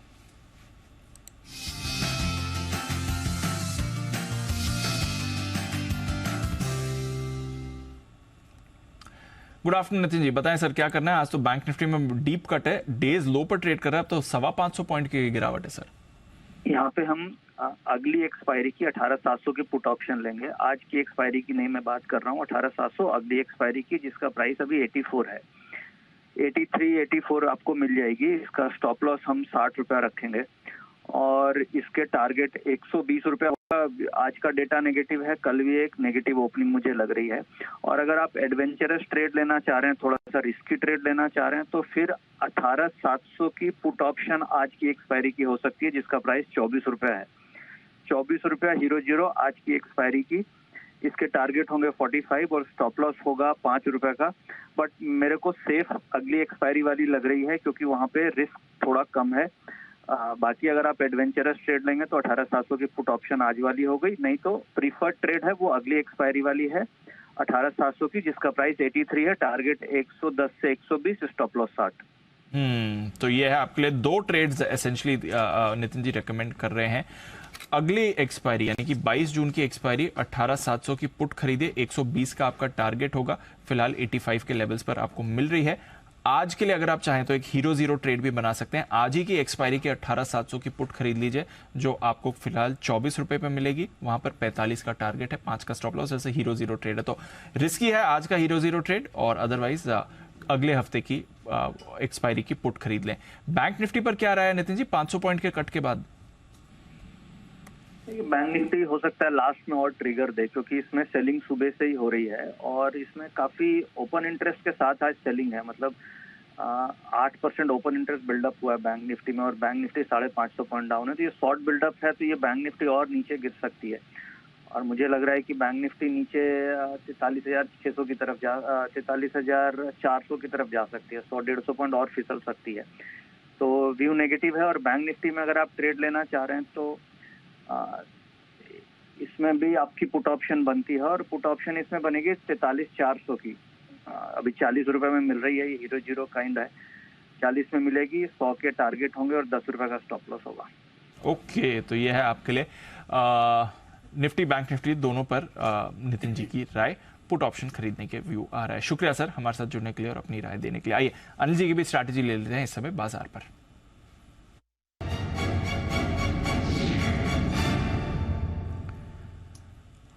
अनिल जी, ग्लोबल पिक्चर ऐसी कुछ ज्यादा बिगड़ी नहीं है। थोड़ा नैस्डैक फ्यूचर्स में हमने गिरावट बनती हुई देखी है, ऑलमोस्ट 0.5% नीचे नैस्डैक फ्यूचर्स हैं।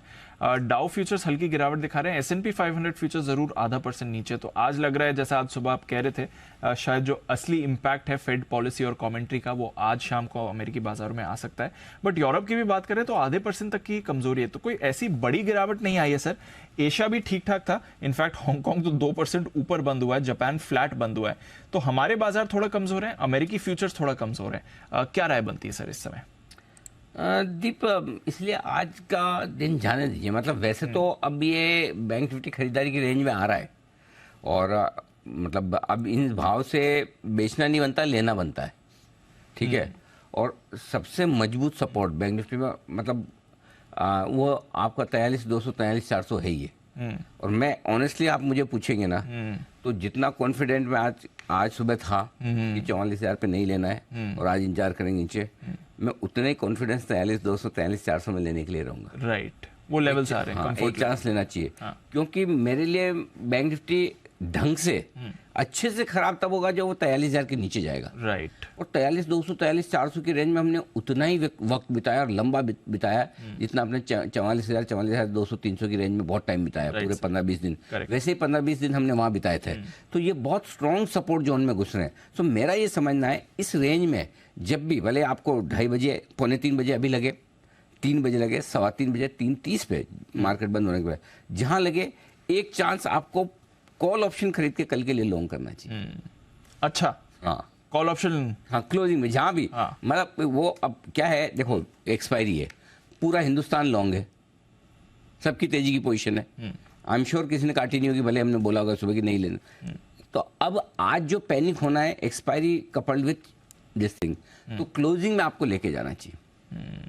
रिस्क ट्रेड है इसलिए ऑप्शन लेके जाइए, ऑप्शन लेके जाइए। 100%। तो और एक ही कंडीशन पे, सपोज आप 43,200 43,400 की रेंज में टुकड़ों में 2-3 टुकड़ों में अगर खरीदने का सोचते हैं, आपका 43,000 का स्टॉप लॉस है। अगर 43,000 के नीचे जाएगा तो खत्म, खराब, थैंक यू, बाय। अच्छा, हाँ, कल, आज नहीं, आज तो होल्ड करें, कल अगर 43,000 तोड़ता है तो इसका मतलब वाकई में सीरियस सेलिंग है। और वो सीरियस सेलिंग आपका 44,500 का जो टॉप बना है उसको पार करने में बहुत पसीना आएगा, फिर इतना जल्दी से नहीं होगा अगर आप 43,000 के नीचे बंद होते, जो मुझे नहीं लगता।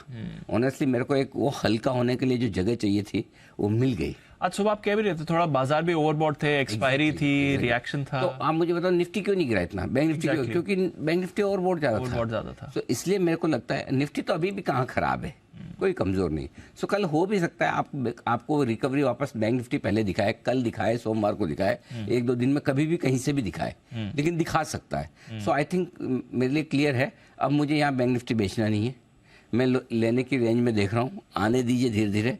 जितना नीचे आज आप ले पाए वहां से आपके लिए पैसा बनने के chance, risk reward ratio favourable हो जाएगा। स्टॉप लॉस 43,000 है। ये तो मैंने राय दे दी, डेटा भी तो बता दूं। बताए, डेटा इतने खराब है कि किसी लेवल से कोई साइजेबल रिकवरी का आसार ही नहीं है। अगर वैसा होता तो मैं आपको बोल भी देता कि रिकवरी आएगी वहां पर आप बेचिए या थोड़ा और नीचे, क्योंकि दीप क्या है, 44,000 पे हाईएस्ट ओपन इंटरेस्ट पुट का था, वो निकल गया 43,900, 500 तक, 43,500 तक चले गए। तो बचा क्या? इतने पुट राइटर मर गए आज तो। पुट राइटर गंदे वाले मरे हैं। यस सर, गंदे वाले, मतलब इतने पैसे लग रहे हैं एक एक पुट में बेच के कि आप सोच नहीं सकते हो। तो पुट राइटर हालत बड़ा, तो आज कोई रिकवरी देगा ही नहीं है ढंग की। करेक्ट, देना भी नहीं चाहिए इसको। और हर रिकवरी में 50 पॉइंट पे ना लॉन्ग पोजीशन में फंसा हुआ आदमी बेचने आ जाएगा। सो इसलिए मैं बैंक निफ्टी की बात कर रहा हूँ, निफ्टी मत चलाओ, bank let's talk bank Nifty. वहां पर ज्यादा वो है। हाँ, तो मतलब जहाँ मुंह पकड़ में आ रहा है वहाँ की बात करें। सो अपने बैंक निफ्टी पहली चीज आज डे एंड पे खरीदना है। डे एंड पे खरीदना है। ठीक है। अब ये 43,400 आ रहा, आने दो, मेरे एकदम शूटिंग रेंज में आ रहा है, माउथ वाटरिंग लेवल पे आ रहा है। अब जब 44,400, 500, 44,300 पे डर नहीं लगता, 43,300 पे लगे तो कैसे चलेगा? एग्जैक्टली। लेकिन फिर भी देखो मार्केट है हमारा, वहाँ जरूरी नहीं हम दोनों तरफ टाइम परफेक्ट कर पाए। ऊपर का टाइम परफेक्ट हुआ, नीचे में हो सकता है। मैं एकदम क्रिस्टल क्लियर एक ही चीज़ बोलूँगा, 43,000 के स्टॉप से लेना है बस। 43,000 का स्टॉप लॉस है, वो समझ के 43,200, 43,400 की रेंज में लेना ही लेना है, शॉर्ट भी काटनी। ठीक है। मेरी रिकवरी साइजेबल आज नहीं आनी चाहिए, ऐसा मेरा मानना है। और अब आपके लिए 43,700 माउंट एवरेस्ट बन जाएगा, उसको पार करना मुश्किल होगा। 43,700 को आप ऊपर का लेवल समझ के नीचे में आप 43,200, 43,400 की रेंज में खरीदिए।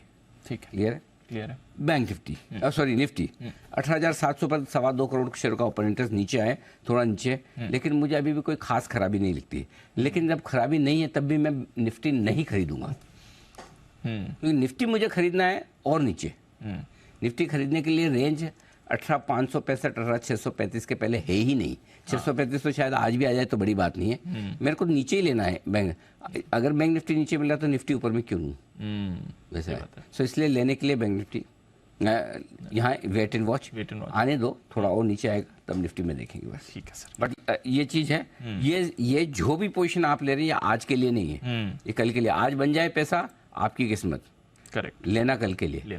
कई बार मैं बोलता हूँ लॉन्ग टर्म सोचिए, शॉर्ट टर्म में पैसा बन जाएगा। शॉर्ट टर्म सोचोगे तो पैसा बनेगा नहीं बनेगा पता नहीं, और लॉन्ग टर्म इन्वेस्टमेंट जरूर हो जाएगा, है ना। वही होता है। लॉन्ग टर्म सोच के आप ये सोच के लीजिए कि मैं आज जो भी पोजीशन ले रहा हूँ वो मंडे तक मुझे रोकना है, कल भी नहीं, मंडे तक। हो सकता है आज बन जाए आखिरी घंटे में, हो सकता है कल बन जाए, मंडे तक तो बन ही जाना चाहिए। 43,000 अपना स्टॉप लॉस है, सिंपल। और बैंक निफ्टी और निफ्टी का स्टॉप लॉस 550 है भी। अगर 550 के नीचे बंद होगा तो ही टेंशन लेना, तो निफ्टी तो अपने टेंशन लेवल से बहुत ऊपर ट्रेड करा, कोई दिक्कत नहीं। मैं क्यों एक और चीज़ बोलना चाहता हूँ जी, वो कि आज अमेरिकी बाजारों का प्रदर्शन बहुत इंपॉर्टेंट है। जो फेड की मीटिंग के बाद जो रिएक्शन अमेरिका को देना चाहिए था वो दिया नहीं, करेक्ट। अगर आज अमेरिकी बाजार घटते हैं या बढ़ते हैं, ये नियर टर्म आपका ट्रेंड डिसाइड करेंगे। क्योंकि पॉलिसी को समझकर, भाषण को सुनकर, अच्छे तरीके से मन बनाकर जब आज अमेरिकी बाजार फुल फ्लेज ट्रेड करेंगे, तब आपको डिसाइड करना है कि अमेरिका ने इस फेड की ब्याज दरों को रोकने को क्या माना है, अच्छा या खराब। आज ऊपर बंद हो, कल आपका करेक्शन पूरा वापस आप ऊपर हो जाएंगे। आज नीचे अमेरिका अच्छा खासा बंद होता है तो आपके लिए अब ऊपर टिकना मुश्किल होगा। तो मैं तो आज अमेरिका के हिसाब से कल सुबह से फाइनल स्टडी, आप जो पूछना है पूछ लेना मुझे। ठीक है सर, डन सर। ठीक है, चलिए तो क्लोजिंग का भी इंतजार करते हैं किन लेवल्स पर होती है, बट अब ज्यादा और यहां से गिरावट नहीं आनी चाहिए, ये कॉन्फिडेंस बन रहा है। आइए सुमित जी के पास चलते हैं, एक कॉल उन्होंने आइडेंटिफाई करिए, सुमित का सुपर हिट।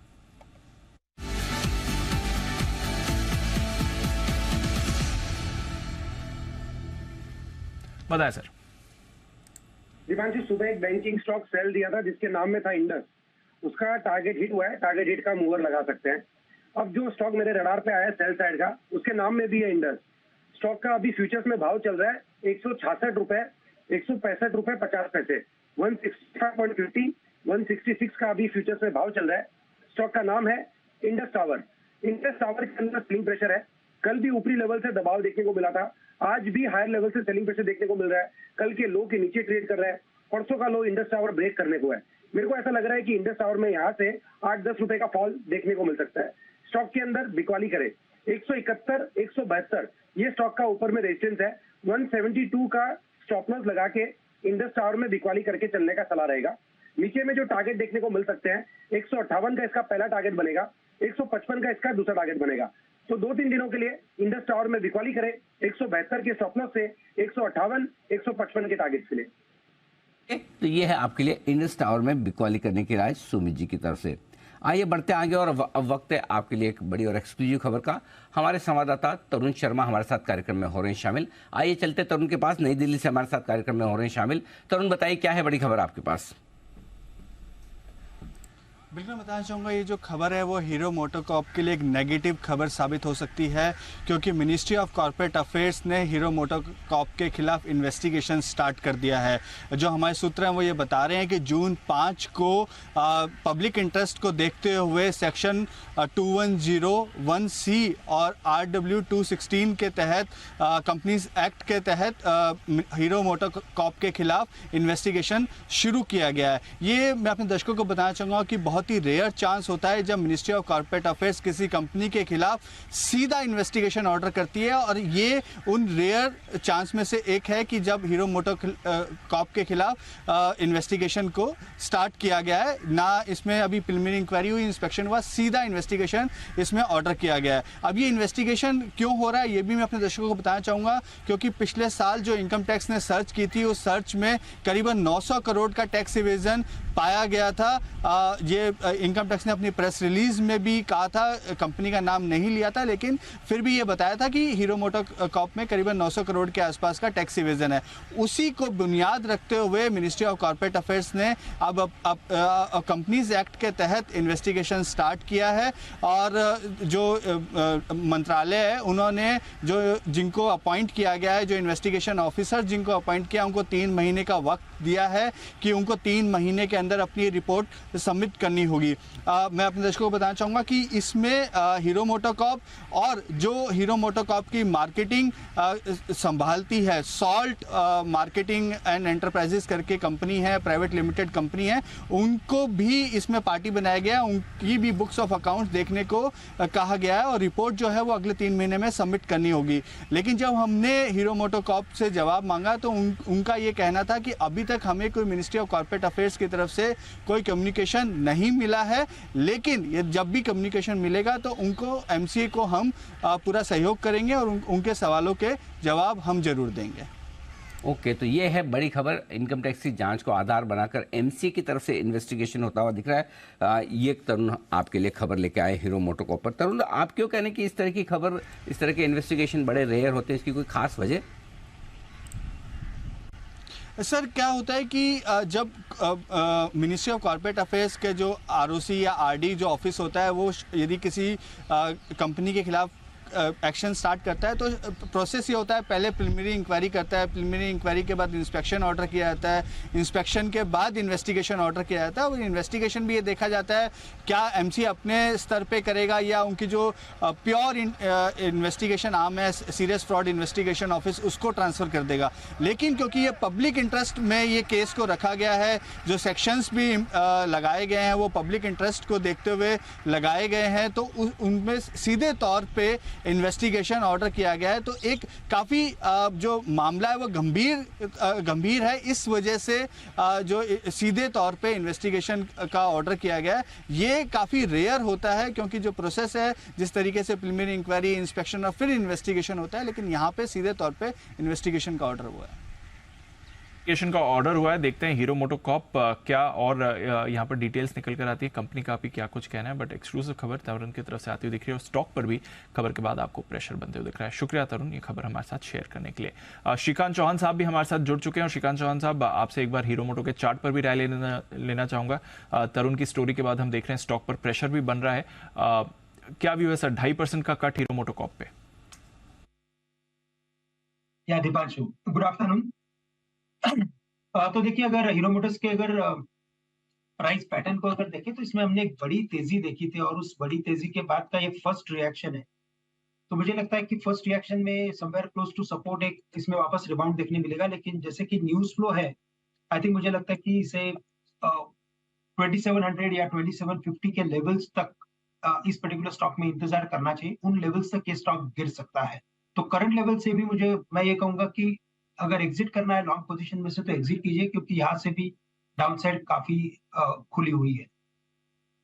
डाउनसाइड काफी खुली हुई है, नजर रखिए। हीरो मोटोकॉर्प नेगेटिव खबर आ रही है और स्टॉक पर भी आप शार्प रिएक्शन आते हुए देख रहे हैं।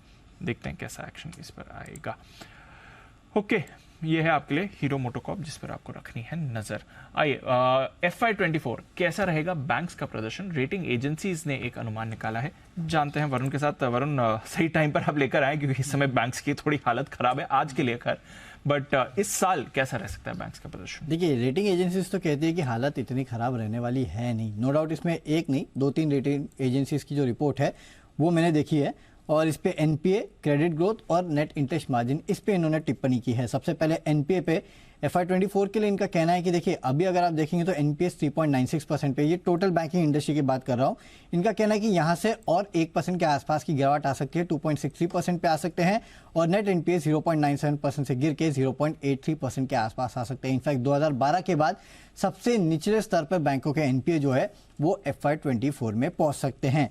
जहां तक क्रेडिट ग्रोथ की बात है तो इनका कहना है कि क्रेडिट ग्रोथ बेहतर रहेगी, लेकिन मोमेंटम जो है वो बैंक्स थोड़ा लूज आउट कर सकते हैं। 23 में 15.5% के आसपास, FY23 की बात कर रहा हूँ, 15.5% के आसपास की क्रेडिट जो ग्रोथ है वो रही थी, लेकिन FY24 में ये 11 से 11.5% के आसपास रहेगी, यानी कि ग्रोथ रहेगी लेकिन थोड़ी मॉडरेट जो है वो ये ग्रोथ हो सकती है। आखिरी में नेट इंटरेस्ट मार्जिन पे है। यहाँ इनका कहना है कि नेट इंटरेस्ट मार्जिन में आपको 10 से 20 बेसिस पॉइंट के आसपास का गिरावट देखने मिलेगी। FY24 में सेक्टर के नेट इंटरेस्ट मार्जिन करीब 3.1% के आसपास थे, जो अब साल दर साल अगर आप देखेंगे तो 2.9% के आसपास आ सकते हैं। इस तरह का इनका कहना है, यानी कि यहाँ से 10 से 20 बेसिस पॉइंट के आसपास की कमी आ सकती है। एक जो बात इन्होंने की है कि जो ओवर कहीं ना कहीं टर्म डिपॉजिट्स की तरफ, इसके लिए इन बैंक्स का जो कासा रेशियो है उसमें थोड़ी दिक्कत आ रही है, और उसको मैनेज करने में बैंक्स को थोड़ी दिक्कत है, जिसके कारण आप देख रहे हैं कि नेट इंटरेस्ट मार्जिन में दबाव रह सकता है। तो 3 पैरामीटर पे इन्होंने बैंकिंग सेक्टर के ओवरऑल परफॉर्मेंस को गॉज किया है। एनपीएस सुधरेंगे, क्रेडिट ग्रोथ बढ़ेगी लेकिन अनुमान से थोड़ी कम, मतलब FY23 से कम। नेट इंटरेस्ट मार्जिन में आपको गिरावट देखने मिल सकती है, 10 से 20 बेसिस पॉइंट के आसपास अक्रॉस बैंकिंग सेक्टर जो है नेट इंटरेस्ट मार्जिन गिर सकते हैं FY24 में। ये इंटरेस्टिंग बात है। और जैन साहब, आज सुबह आई थिंक मार्केट गेस्ट से भी हम यही बात कर रहे थे, क्या ये मान लेना चाहिए कि बैंक्स की जो परफॉर्मेंस था उसका टॉप हो चुका है, स्पेशली जो मार्जिन्स में लगातार बढ़िया एक्सपेंशन हमने Q4 में देखा है, शायद ऐसा हम आगे क्वार्टर्स में नहीं देख पाए?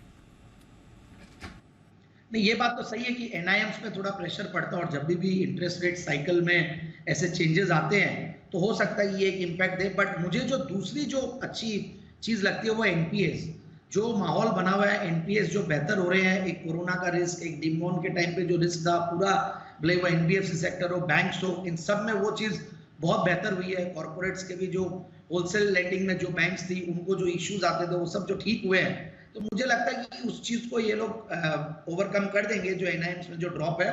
एंड क्रेडिट ग्रोथ भी देखिए आनी है, जब भी एक कैपेक्स साइकिल चलता है और जिस तरीके का माहौल इकोनॉमी में बना हुआ है, सो आई डोंट थिंक ये टेम्पररी है। ठीक, आज नेगेटिव माहौल है तो कई बार नेगेटिव न्यूज का पलड़ा ज्यादा भारी रहता है, but I think again it's an opportunity to enter the stocks. और बहुत सारे बैंक्स हैं जहां पे अभी भी मुझे लगता है कि वैल्यूएशंस कोई महंगे नहीं है। अगेन प्राइवेट सेक्टर बैंक्स और इवन पीएसयू बैंक्स में एसबीआई हालांकि टेक्निकली थोड़ा वीक हो सकता है, थोड़ा बहुत अडानी को लेकर उस टाइम पे था, अडानी ग्रुप को लेकर जो भी था, बट ओवरऑल मुझे लगता है पीएनबी, बीओबी हो या एसबीआई हो या ये जितने भी बड़े प्राइवेट सेक्टर बैंक्स है, ये सब नीचे आने पे लेने लायक स्टॉक। और एचडीएफसी एंड एचडीएफसी मर्जर के बाद एक सिनेरियो डिफरेंट होगा। सो आई फील कि बिल्कुल HDFC bank and HDFC limited it can be my top pick अभी सेक्टर की। ये है राय आपके लिए जैन साहब की तरफ से आई। आइए राय ली जाए वागले साहब की। बिल्कुल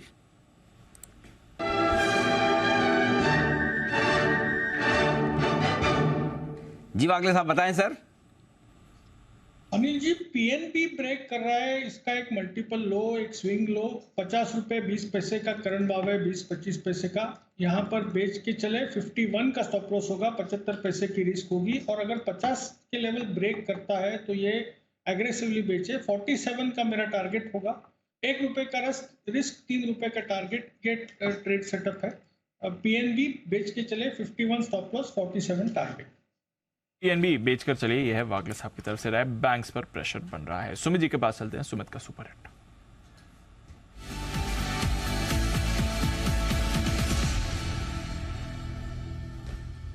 बताएं सर।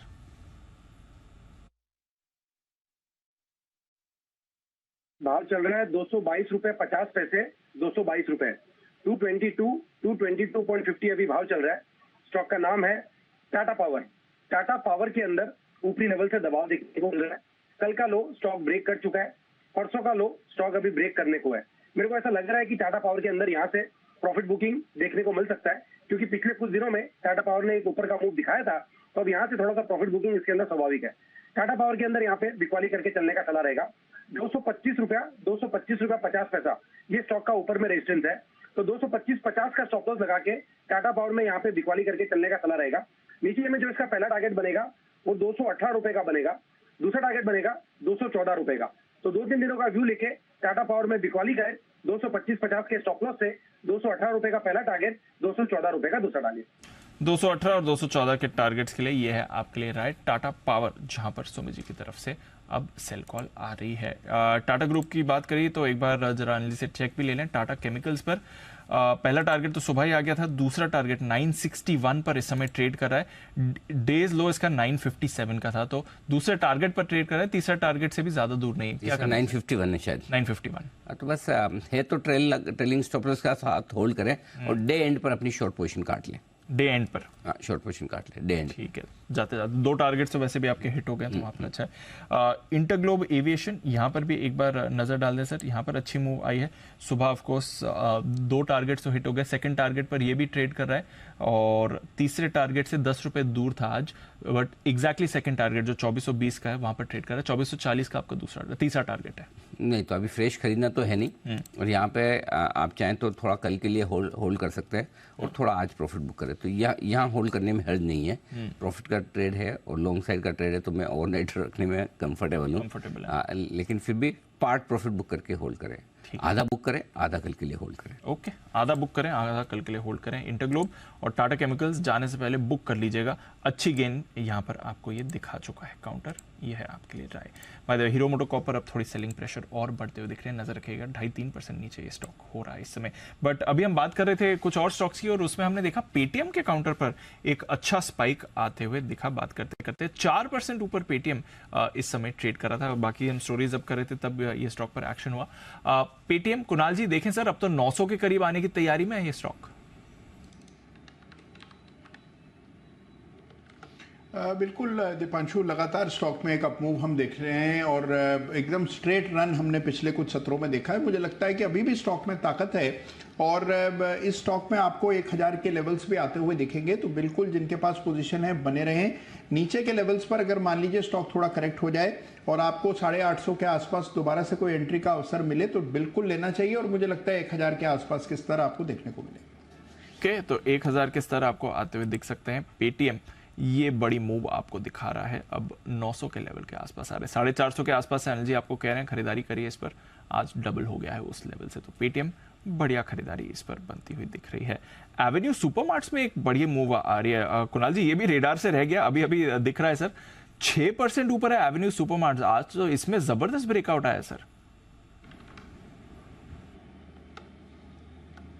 देखिए बहुत समय से अंडर परफॉर्म कर रहा है दीपांशु, लेकिन अब चार्ट पर एक बहुत सॉलिड स्ट्रक्चर बना है और इसमें ब्रेकआउट आता हुआ आज के ट्रेड में दिख रहा है। ये स्ट्रक्चर लगभग आप देखिए लगभग पिछले 2-3 महीनों में कायम हुआ है और इसका ब्रेकआउट जो है 3850 के ऊपर हुआ है। मुझे लगता है 4500 तक स्टॉक अब इस तेजी में जा सकता है, तो जिनके पास पोजीशन है उन्हें बने ही रहना चाहिए। और डिस्क्लेमर इसमें यह है दीपांशु कि बहुत लंबे समय से एवेन्यू सुपरमार्ट में मेरा निजी निवेश।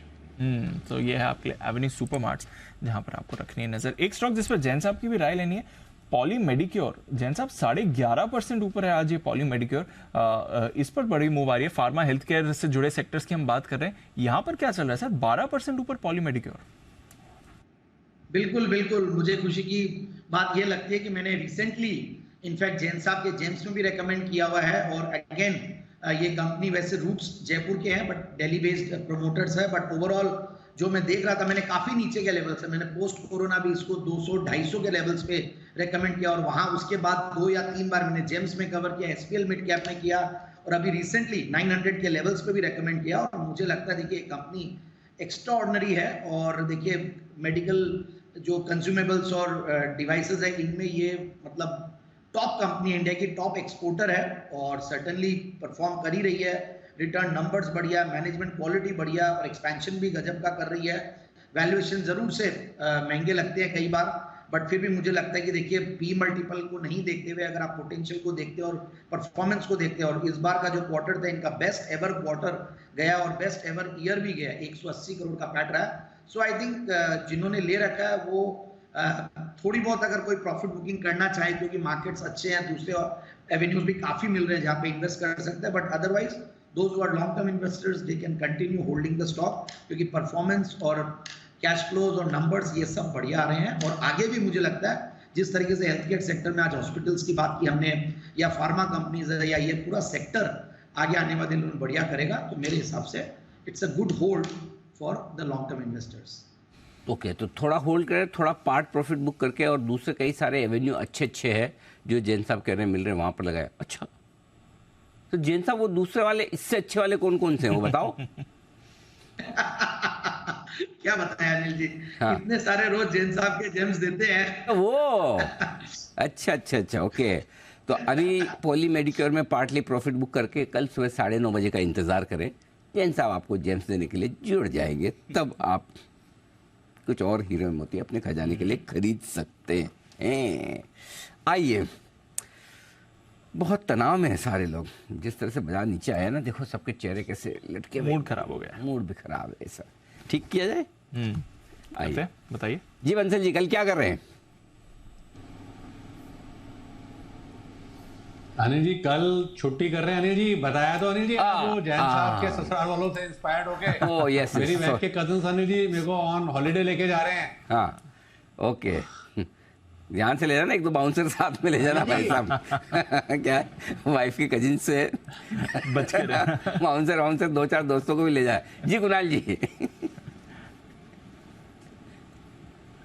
अनिल जी देखिए, मैंने भी अपने घर में अनिल जी ये बताया कि बंसल जी को ऐसे ऐसे ससुराल वाले बाहर ले जा रहे हैं, तो अनिल जी मुझे पता लगा कि ऐसा संभव ही नहीं है, दिस इज इम्पॉसिबल। अच्छा, जरूर बंसल जी किसी और कार्यक्रम में व्यस्त होंगे, ससुराल का अनिल जी बहाना लगा रहे हैं, संभव नहीं है अनिल जी, ऐसा मुझे परिवार के लोगों ने बताया है। तो अनिल जी इसकी जांच होनी चाहिए, कहाँ जा रहे हैं अनिल जी? मैं एक अंदाज लगा सकता हूँ कहाँ जा रहे होंगे, एक अंदाज तो मैं लगा सकता हूँ, आप लोगों की इजाजत हो तो।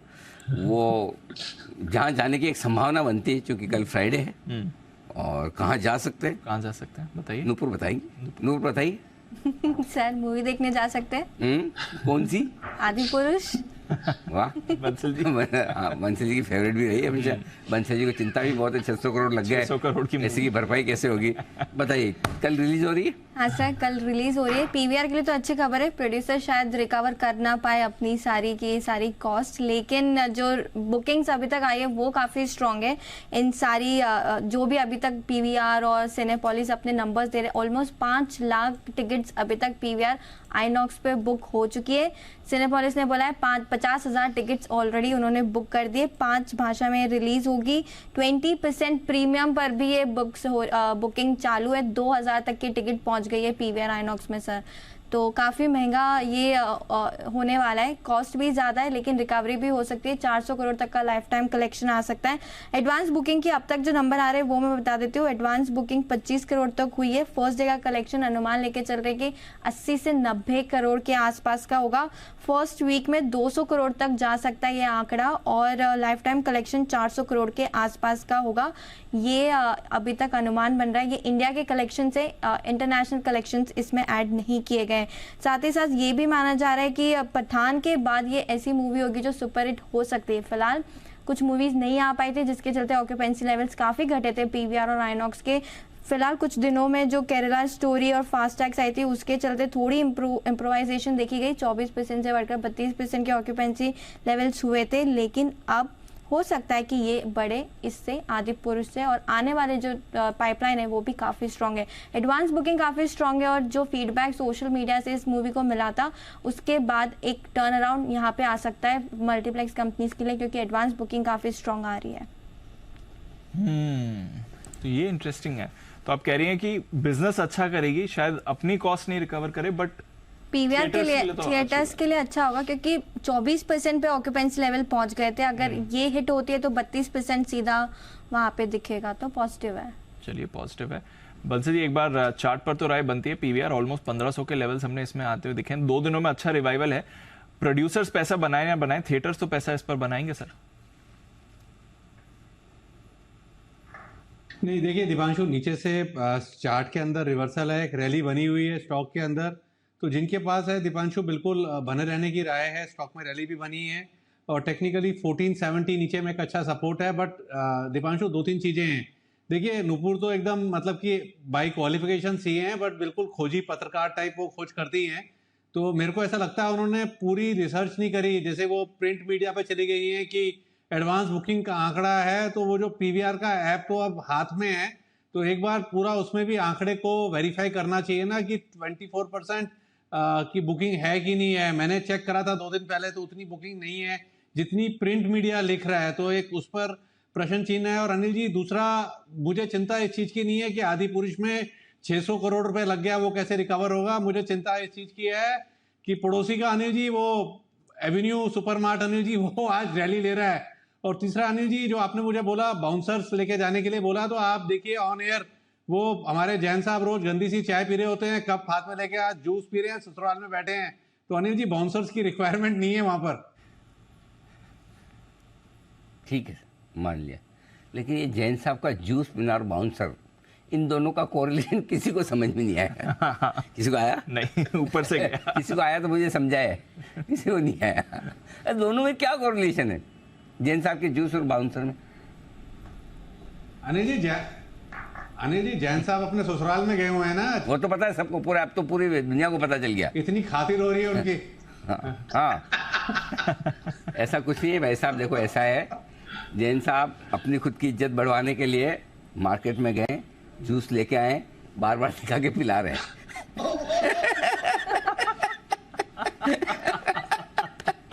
ताकि ऐसा लगे कि बाहर बहुत खातिरदारी हुए। जी कुणाल जी। अनिल जी बिल्कुल आप ठीक कह रहे हैं। अनिल जी देखिए बार बार दबाव बना रहे हैं बंसल जी ससुराल पर। अनिल जी देखिए अनिल जी सिंपल सा है कि अनिल जी जो जैन साहब को मिल रहा है, अनिल जी पहली बात तो जैन साहब के कई जगह पर ससुराल हैं, कहीं मल्टीपल जगह जाते रहते हैं, तो अनिल जी उनको ही सब अलाउड है। बहुत बढ़िया भाई, बंसल जी ज्यादा खतरनाक कुणाल जी एकदम, है ना।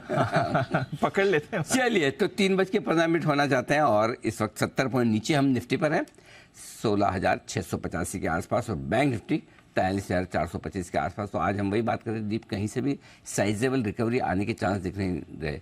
43,400 से 43,500 तक आया जरूर, बस वहीं पर रुक गया। तो कोई बड़ी रिकवरी के आसार अभी आज बाजार में बचे हुए समय में दिख नहीं रहा। नहीं है ना, बिल्कुल। लॉरस लैब्स, यहाँ पर अच्छी खबर आती हुई दिख रही है, स्टॉक पर आपको रिएक्शन भी आ रहा है। सुमित जी एक बार चार्ट भी पुल अप करिए। 6 से 10 फरवरी के बीच इनकी एक प्लांट की जांच हुई थी और जांच के बाद इन्हें यूएस एफडीए की तरफ से क्लीन चिट मिल चुका है। विशाखापट्टनम प्लांट में यूएस एफडीए ने जांच करी थी, कोई आपत्तियां नहीं पाई गई हैं। Chart sir. दीपांशु थोड़ा सा मोमेंटम बन रहा है बढ़िया स्टॉक के अंदर, और पिछले 1-1.5 महीने के अंदर स्टॉक ने लोअर लेवल से 70-80 रुपए का मूव भी दिखाया है। तो पुल बैक बाउंस बैक थोड़ा और एक्सटेंड हो सकता है, जिसके अंदर स्टॉक ऊपर में 385-390 रुपए तक के लेवल दिखा सकता है। बस इतनी चाल, इतना ही दम ये स्टॉक में लगता है। ऊपरी लेवल पे ये वापस से रेजिस्टेंस फेस करेगा और फिर वापस इसके अंदर दबाव देखने को मिल सकता है। तो जिन्होंने ले रखा है वो लोग होल्ड कर सकते हैं। ट्रेलिंग स्टॉप लॉस नीचे में 350-55 के आसपास का लगा सकते हैं। फ्रेश खरीदारी अवॉइड करके चलने का सलाह रहेगा। फ्रेश खरीदारी अवॉइड करिए, बट अच्छी खबर आ रही है लॉरस लैब्स के लिए। आइए श्रीकांत जी के पास चलते हैं, लेते हैं उनकी कॉल बिगुल BTST।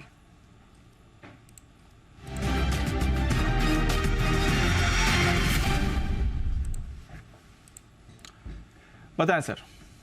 यस, तो दीपांशु मुझे NH हॉस्पिटल इसके ऊपर कॉल देना था, लेकिन ये स्टॉक अभी विद इन 5 मिनट्स काफी बढ़ चुका है, 1050 के करीब आ चुका है। और यही स्टॉक हमने हमारे अनिल जी को दिवाली क्या बोल रहा हूँ मैं, सॉरी, बर्थडे के दिन पे गिफ्ट किया था।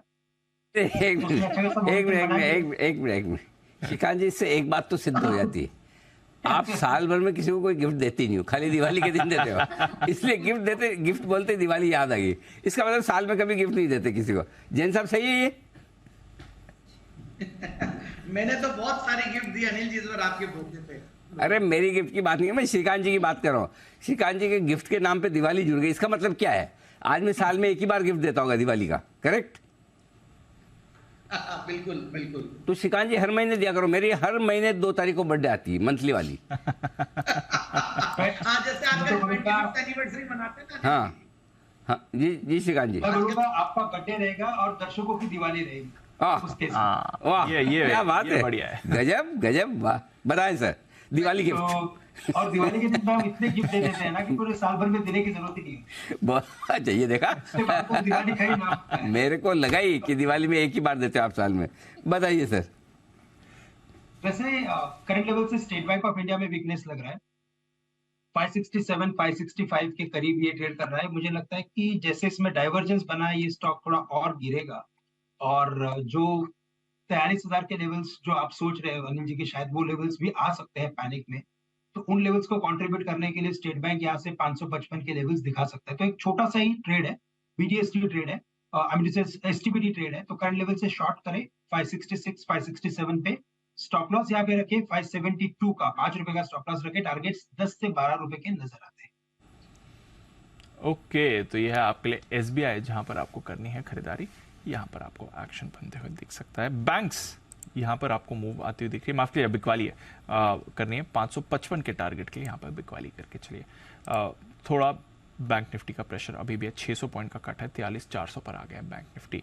आइए अनिल जी से उनकी फाइनल मार्केट स्ट्रैटेजी लेते हैं और जानते हैं कि क्या करके जाना है कल के लिए। आज की एक्सपायरी तो होने की तैयारी में है।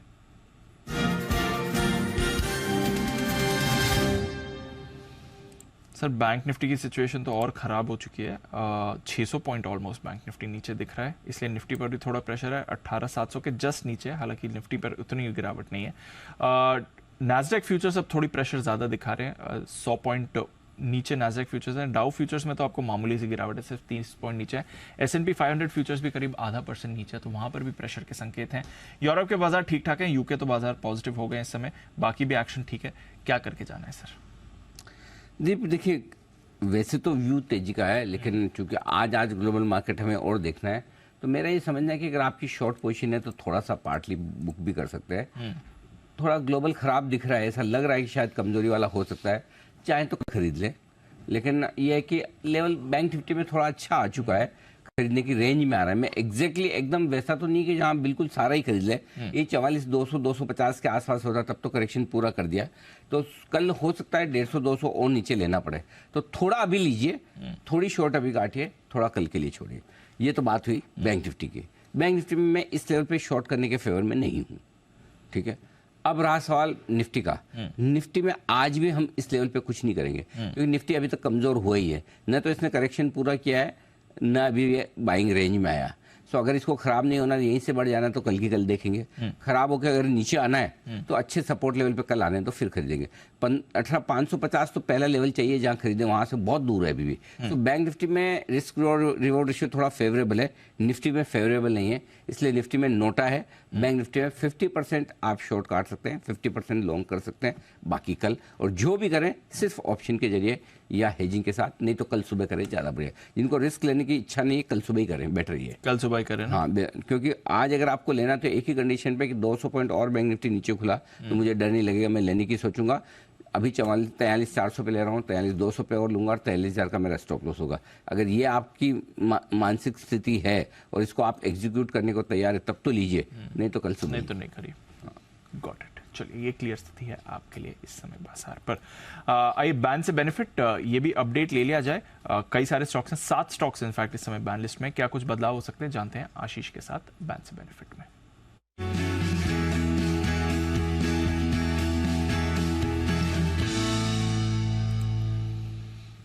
7 की लिस्ट है आशीष, क्या कुछ सब्ट्रैक्शन होंगे या फिर नए स्टॉक्स जुड़ने वाले हैं? दीपांशु, कम तो बिल्कुल नहीं हो रही। देखिए लिस्ट में कोई भी स्टॉक ऐसा नहीं जिसकी पोजीशन 80% के भी करीब हो। सबसे कम भी जो है इंडिया बुल्स हाउसिंग फाइनेंस है, और जितना कल इस समय था बिल्कुल आज भी उतना ही बरकरार है, पोजीशंस घट ही नहीं रही है। 85% कल भी थी, आज भी 85% है। कोई भी स्टॉक ऐसा नहीं है जो बांध से बाहर आ गया इन 7 में से। लेकिन एंट्री करने के लिए अगर आप देखें तो 2 स्टॉक्स की दावेदारी है।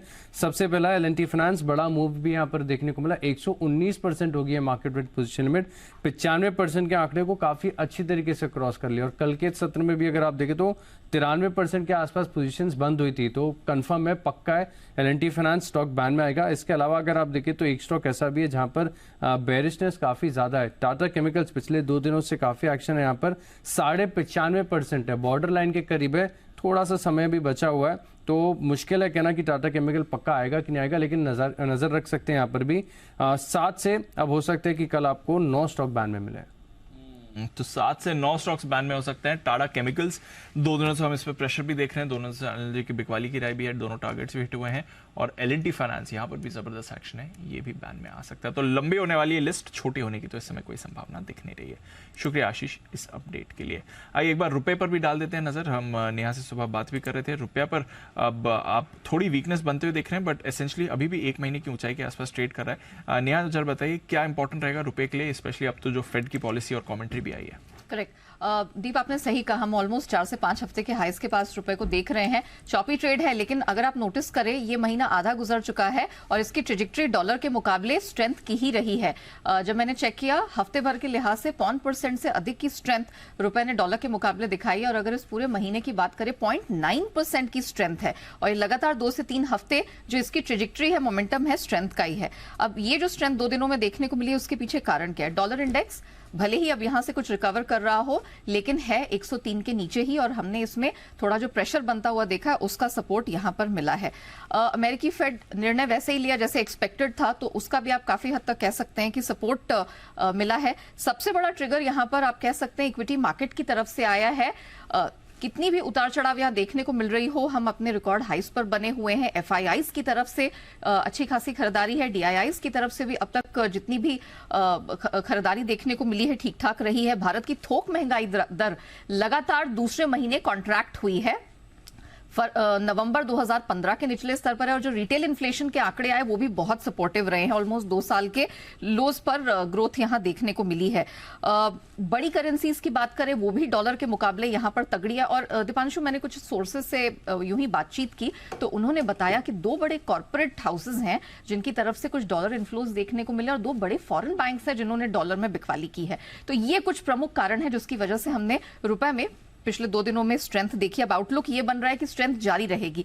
81.70 तक IIFL जाता हुआ इसे देख रहा है। JM फाइनेंशियल पे 81-80 के आसपास के रेट देख रहे हैं। और SBI म्यूचुअल फंड की तो रिपोर्ट आई है, वो साल के अंत तक 80 के नीचे इसे जाता देख रहे हैं। ओके, तो ये है आपके लिए रुपए पर और भरोसा बढ़ाने वाली रिपोर्ट। 80 के नीचे भी जा सकता है, और वर्स्ट केस में भी जो करंट रिपोर्ट्स हैं वो यहाँ से ज़्यादा और वीकनेस नहीं एक्सपेक्ट कर रही हैं। तो अगर आया तो पुल बैक आएगा, बट यहाँ से और ज़्यादा वीकनेस होनी नहीं चाहिए। ये आपके लिए अपडेट है। शुक्रिया नेहा ये अपडेट हमारे साथ शेयर करने के लिए। जय ठक्कर भी थोड़ी देर में शायद हमारे साथ जुड़ेंगे, उनसे भी लेंगे कैश का ऑप्शन अगर वो आज शेयर कर रहे हैं, उसका भी इंतजार करते हैं। बट 1-2 स्टॉक्स अभी जहां पर बड़ा स्पाइक आपको आते हुए दिख रहा है। KEI इंडस्ट्रीज अभी एक बड़ी मूव आई है, 7.5% ऊपर KEI इंडस्ट्रीज का काउंटर आपको इस समय ट्रेड करते हुए दिखेगा। श्रीकांत जी एक बार देखें सर, KEI इंडस्ट्रीज बड़ी मूव आई है सर।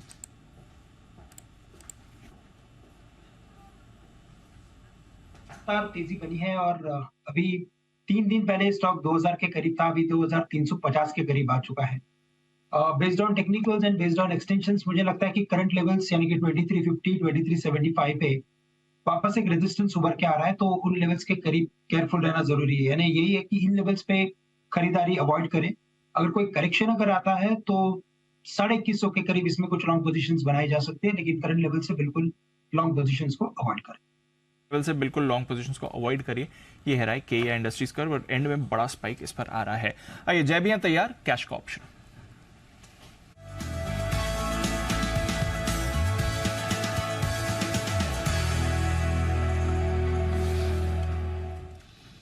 गुड आफ्टरनून जय, बताएं क्या करना है इस समय, डेज लो पर है बाजार।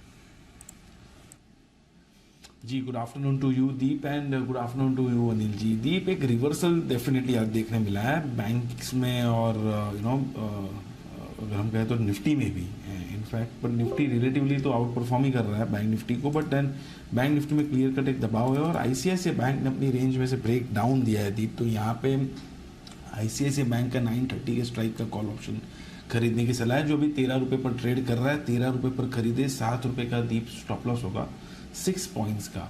एंड ऊपर में जो टारगेट दीप इसके निकल कर आ रहे हैं, 19.5 का पहला टारगेट रहेगा, 23 रुपये का दूसरा टारगेट रहेगा ICICI बैंक के 930 के स्ट्राइक पे पुट ऑप्शन में, which is in the money put option. मुझे ऐसा लग रहा है कि दीप इसमें एक ज़बरदस्त एक ब्रेकडाउन, जो मैं पिछले कुछ 2 हफ्तों का एक कंसोलिडेशन का एक ब्रेकडाउन देखने मिला है, 2 से 3 हफ्तों का। ICICI bank is heading towards the levels of 900 and 900 तक के लेवल्स हमें गोइंग फॉरवर्ड देखने मिल सकते हैं। ऐसे तो ये स्टॉक का इंट्रिंसिक वैल्यू 30 रुपये भी हो सकता है, बट देन हमारा सेकंड टारगेट करीब 23 रुपये का है। ओके, तो ये है आपके लिए जय की तरफ से इस समय कैश का ऑप्शन। ICICI बैंक पुट खरीदे 930 का, यहाँ पर रखें नजर। एक क्विक कॉल श्रीकांत जी की तरफ से भी। श्रीकांत जी बताएं सर। तो दिवांशु, यहाँ पे इंडिगो की खरीदारी की राय रहेगी। करंट लेवल से 2420 के। हमें लगता है कि एक बड़े करेक्शन के बाद इसमें एक स्ट्रॉन्ग पुल बैक बना है और ये पुल बैक और थोड़ा जारी रहेगा 2500 या 2520 तक। तो करंट लेवल से इंडिगो को लॉन्ग करें, 2418-20 के करीब ट्रेड कर रहा है। स्टॉप लॉस यहाँ पे रहेंगे 2390 रुपए। 2390 का स्टॉप लॉस, 2500 तक के टारगेट्स के लिए इंटरग्लोब पर करें खरीदारी। आज का स्टॉक ऑफ द डे भी था, टारगेट्स 2 इस पर भी हिट हुए हैं। सेल टाटा केमिकल्स ये भी स्टॉक ऑफ द डे में था, यहाँ पे भी 2 टारगेट्स हिट होते हुए दिखे हैं और बाजार भी अब कमजोरी के साथ आपको क्लोज होते दिख रहे हैं। तो लंबे समय बाद एक साइजेबल फॉल आपको बैंक निफ्टी में इन पर्टिकुलर आते हुए दिखा है। फेड पॉलिसी के बाद निफ्टी फिर भी थोड़ा ठीक रहा है, 18700 के जस्ट नीचे बंद हो रहा है, 70 पॉइंट की कमजोरी, बट बैंक निफ्टी 550 पॉइंट के कट के साथ 43450 पर बंद होने की तैयारी में है। अपोलो हॉस्पिटल्स टॉप गेनर था, 4% ऊपर। डिवीज, रेड्डीज, सिप्ला फार्मा ने आज बाजार को संभाला है। थोड़ी M&M में खरीदारी थी। ब्रिटानिया, ITC यहाँ पर थोड़ा एक्शन था। L&T में भी आपने पॉजिटिव मोमेंटम देखा है। टाटा कंज्यूमर भी पॉजिटिव रहा, बट हीरो मोटोकॉर्प हमारी खबर के बाद 3.5% का कट, डेज लो, टॉप लूजर निफ्टी का। SBI, Kotak, ICICI, HDFC bank यहाँ पर प्रेशर। TCS, इन्फी, इन दिग्गज IT स्टॉक्स में भी प्रेशर। HUL की तरफ से भी योगदान नहीं रहा, तो निफ्टी की गेन्स यहीं से म्यूट हुई हैं, बट बैंक निफ्टी की फॉल ज्यादा कंसर्निंग थी, करीब 1.25% का कट बैंक निफ्टी पर आता हुआ सर। वीकली एक्सपायरी और फैक्ट बाजार पर क्लियरली प्ले आउट होते हुए दिखा हमें। बिल्कुल, तो ये है आपके लिए क्लोजिंग इस वक्त प्रोविजनल आती दिख रही है और अब आपके लिए 18,680 है, राइट। हाँ, तो मतलब 18,700 से थोड़ा सा नीचे बंद हुआ है और 43,500 से थोड़ा सा नीचे बैंक निफ्टी बंद होता हुआ दिखा है। तो ये है आपके लिए प्रोविजनल क्लोजिंग जी। ओके, तो चलिए ये थी आपकी प्रोविजनल क्लोजिंग। बताइए, गुरुवार का दिन है और हर बार गुरुवार को आपका पसंदीदा शो है बात दुनिया की। लेकर आते हैं कुछ दिलचस्प स्टोरीज और हमारे एक्सपर्ट्स भी फिर बताते हैं उनको कौन सी स्टोरी देखने में मजा आएगा। आइए एक बार पहले देख लेते हैं कि आज के लिए क्या कुछ प्लान किया गया है। इस हफ्ते बात दुनिया की में देखिए, अमेरिका में 4 करोड़ में बिक रहा है पिज्जा का एक टुकड़ा। मिलाएंगे उस शख्स से जो कराएगा 4 लाख रुपए में नर्क की सैर। दुनिया का वो अनोखा देश जहां नहीं होती बारिश। मिलाएंगे उस महिला से जो कब्र से जिंदा होकर वापस लौट आई। और मुलाकात कीजिए उन बकरियों से जो लेती हैं घास चरने की मोटी तनख्वाह। दुनिया भर की रोचक खबरों का पिटारा बात दुनिया की, आज शाम 4:26 पर सिर्फ जी बिजनेस पर। तो यह है कुछ इंटरेस्टिंग स्टोरीज और हर बार की तरह बात दुनिया में भी बहुत दिलचस्प स्टोरीज हमारी टीम कलेक्ट करके लाती है। जैन साहब, इस बार कौन सी स्टोरी पसंद आ रही है सर? पहली 2 तो सुन के ऐसा लगा कि क्या बात, आज खाली फाइनेंशियल से बात हो रही है। 4 करोड़ 4 लाख वो नो रेंज वाली। तो देखिए, ऐसा है कि मैं असम में बॉर्न एंड ब्रॉट अप और हमारे मौसिन राम बोल के मेघालय में एक जगह जो रेनियस्ट प्लेस इन द वर्ल्ड मानी जाती है, और ये कब्र से जिंदा वाला तो ठीक है जो भी है, बट ये बकरी वाली जो न्यूज है ना, ये बहुत इंटरेस्टिंग है, क्योंकि मुझे ऐसा लगता है कि कुछ बकरी के दूध से रिलेटेड है कि बकरियां क्या चुन चुन के जड़ी बूटियां खाती है, अडूसा और ये सब। और आयुर्वेदा में सबसे बढ़िया, सबसे श्रेष्ठ दूध अगर माना जाता है तो बकरी का है, बकरी के बाद गाय का और गाय के बाद भैंस का। तो बोलते हैं कि अगर सबसे ज्यादा चुस्त और तंदुरुस्त रहना है तो ये आप बकरी का दूध पीजिए। तो ये लोग हो सकता है कि चुन चुन के खाते हैं, ये इनके पास वो भगवान ने एक वो इनको स्पेशल दी है कैपेबिलिटीज। तो देखते ही ये न्यूज इंटरेस्टिंग है। जैन साहब ने भी कुछ नई नॉलेज दी है और ऑफ कोर्स इस शो को देखिए। जय, 4 करोड़ वाला पिज्जा? बिल्कुल दीप, आपने सही गैस किया, 4 करोड़ का पिज्जा। इनफैक्ट अनिल जी ने तो एक 2 दिन पहले, कल परसों आई थिंक, पूछा था पिज्जा पसंद है क्या बर्गर। अब तो कोई हिसाब से बर्गर पसंद नहीं है दीप, पिज्जा ही खाना है।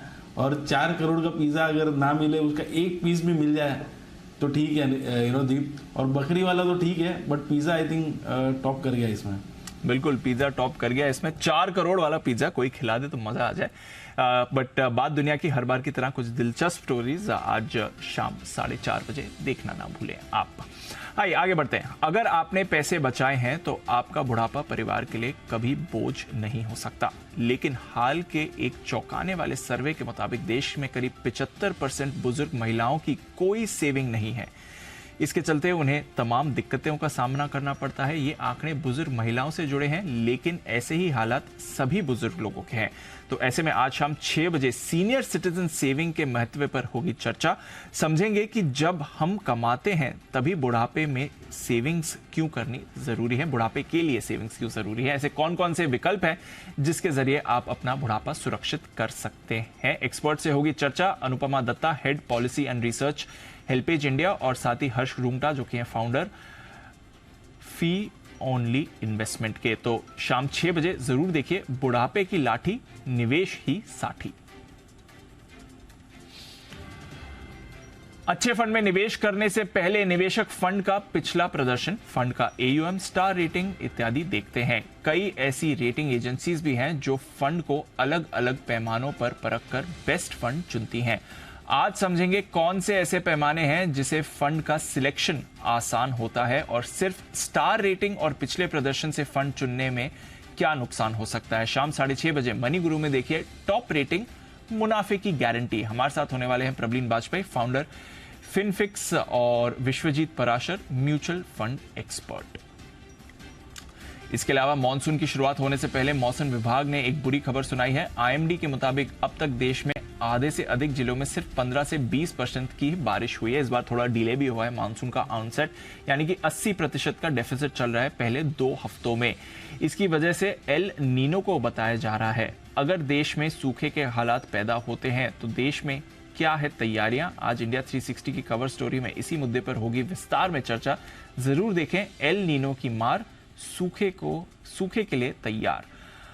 और अगर आप कंटेंट क्रिएटर हैं तो आपके लिए एक खुशखबरी है। YouTube ने अपनी मोनेटाइजेशन पॉलिसी में अब बदलाव कर दिया है। अब जरूरी सब्सक्राइबर्स की संख्या 1000 से घटाकर 500 कर दी गई है, यानी 500 सब्सक्राइबर्स होने पर भी आप YouTube से कमाई कर सकते हैं। इंडिया 360 की कवर स्टोरी में करेंगे संपूर्ण विश्लेषण, जानेंगे कैसे कम सब्सक्राइबर बेस के साथ आप YouTube के जरिए अच्छी कमाई कर सकते हैं। जरूर देखें। सब्सक्राइबर कम, YouTube देगा धन।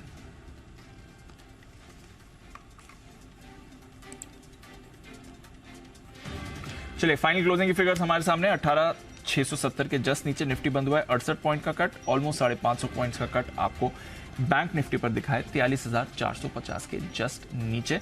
कमजोरी वाला बाजार रहा है, बैंक्स में स्पेशली आज प्रेशर था। बट जैसा अनिल जी कह रहे थे, आज की क्लोजिंग के बाद अब अगला दिन इंपॉर्टेंट रहेगा। अब नई वीकली एक्सपायरी में कैसे पोजीशंस बनानी है, यहां से क्या संकेत मिलेंगे, उस पर रहेगी हमारी नजर। बहुत बहुत शुक्रिया हमारे सभी मेहमानों का आज शो में हमारे साथ जुड़ने के लिए। वागले साहब, जैन साहब, सुमित जी, साथ ही बंसल जी, कुणाल जी, जय ठक्कर और श्रीकांत साहब, आपका भी कल आप सबसे फिर से करेंगे मुलाकात एक नए ट्रेडिंग सेशन के लिए।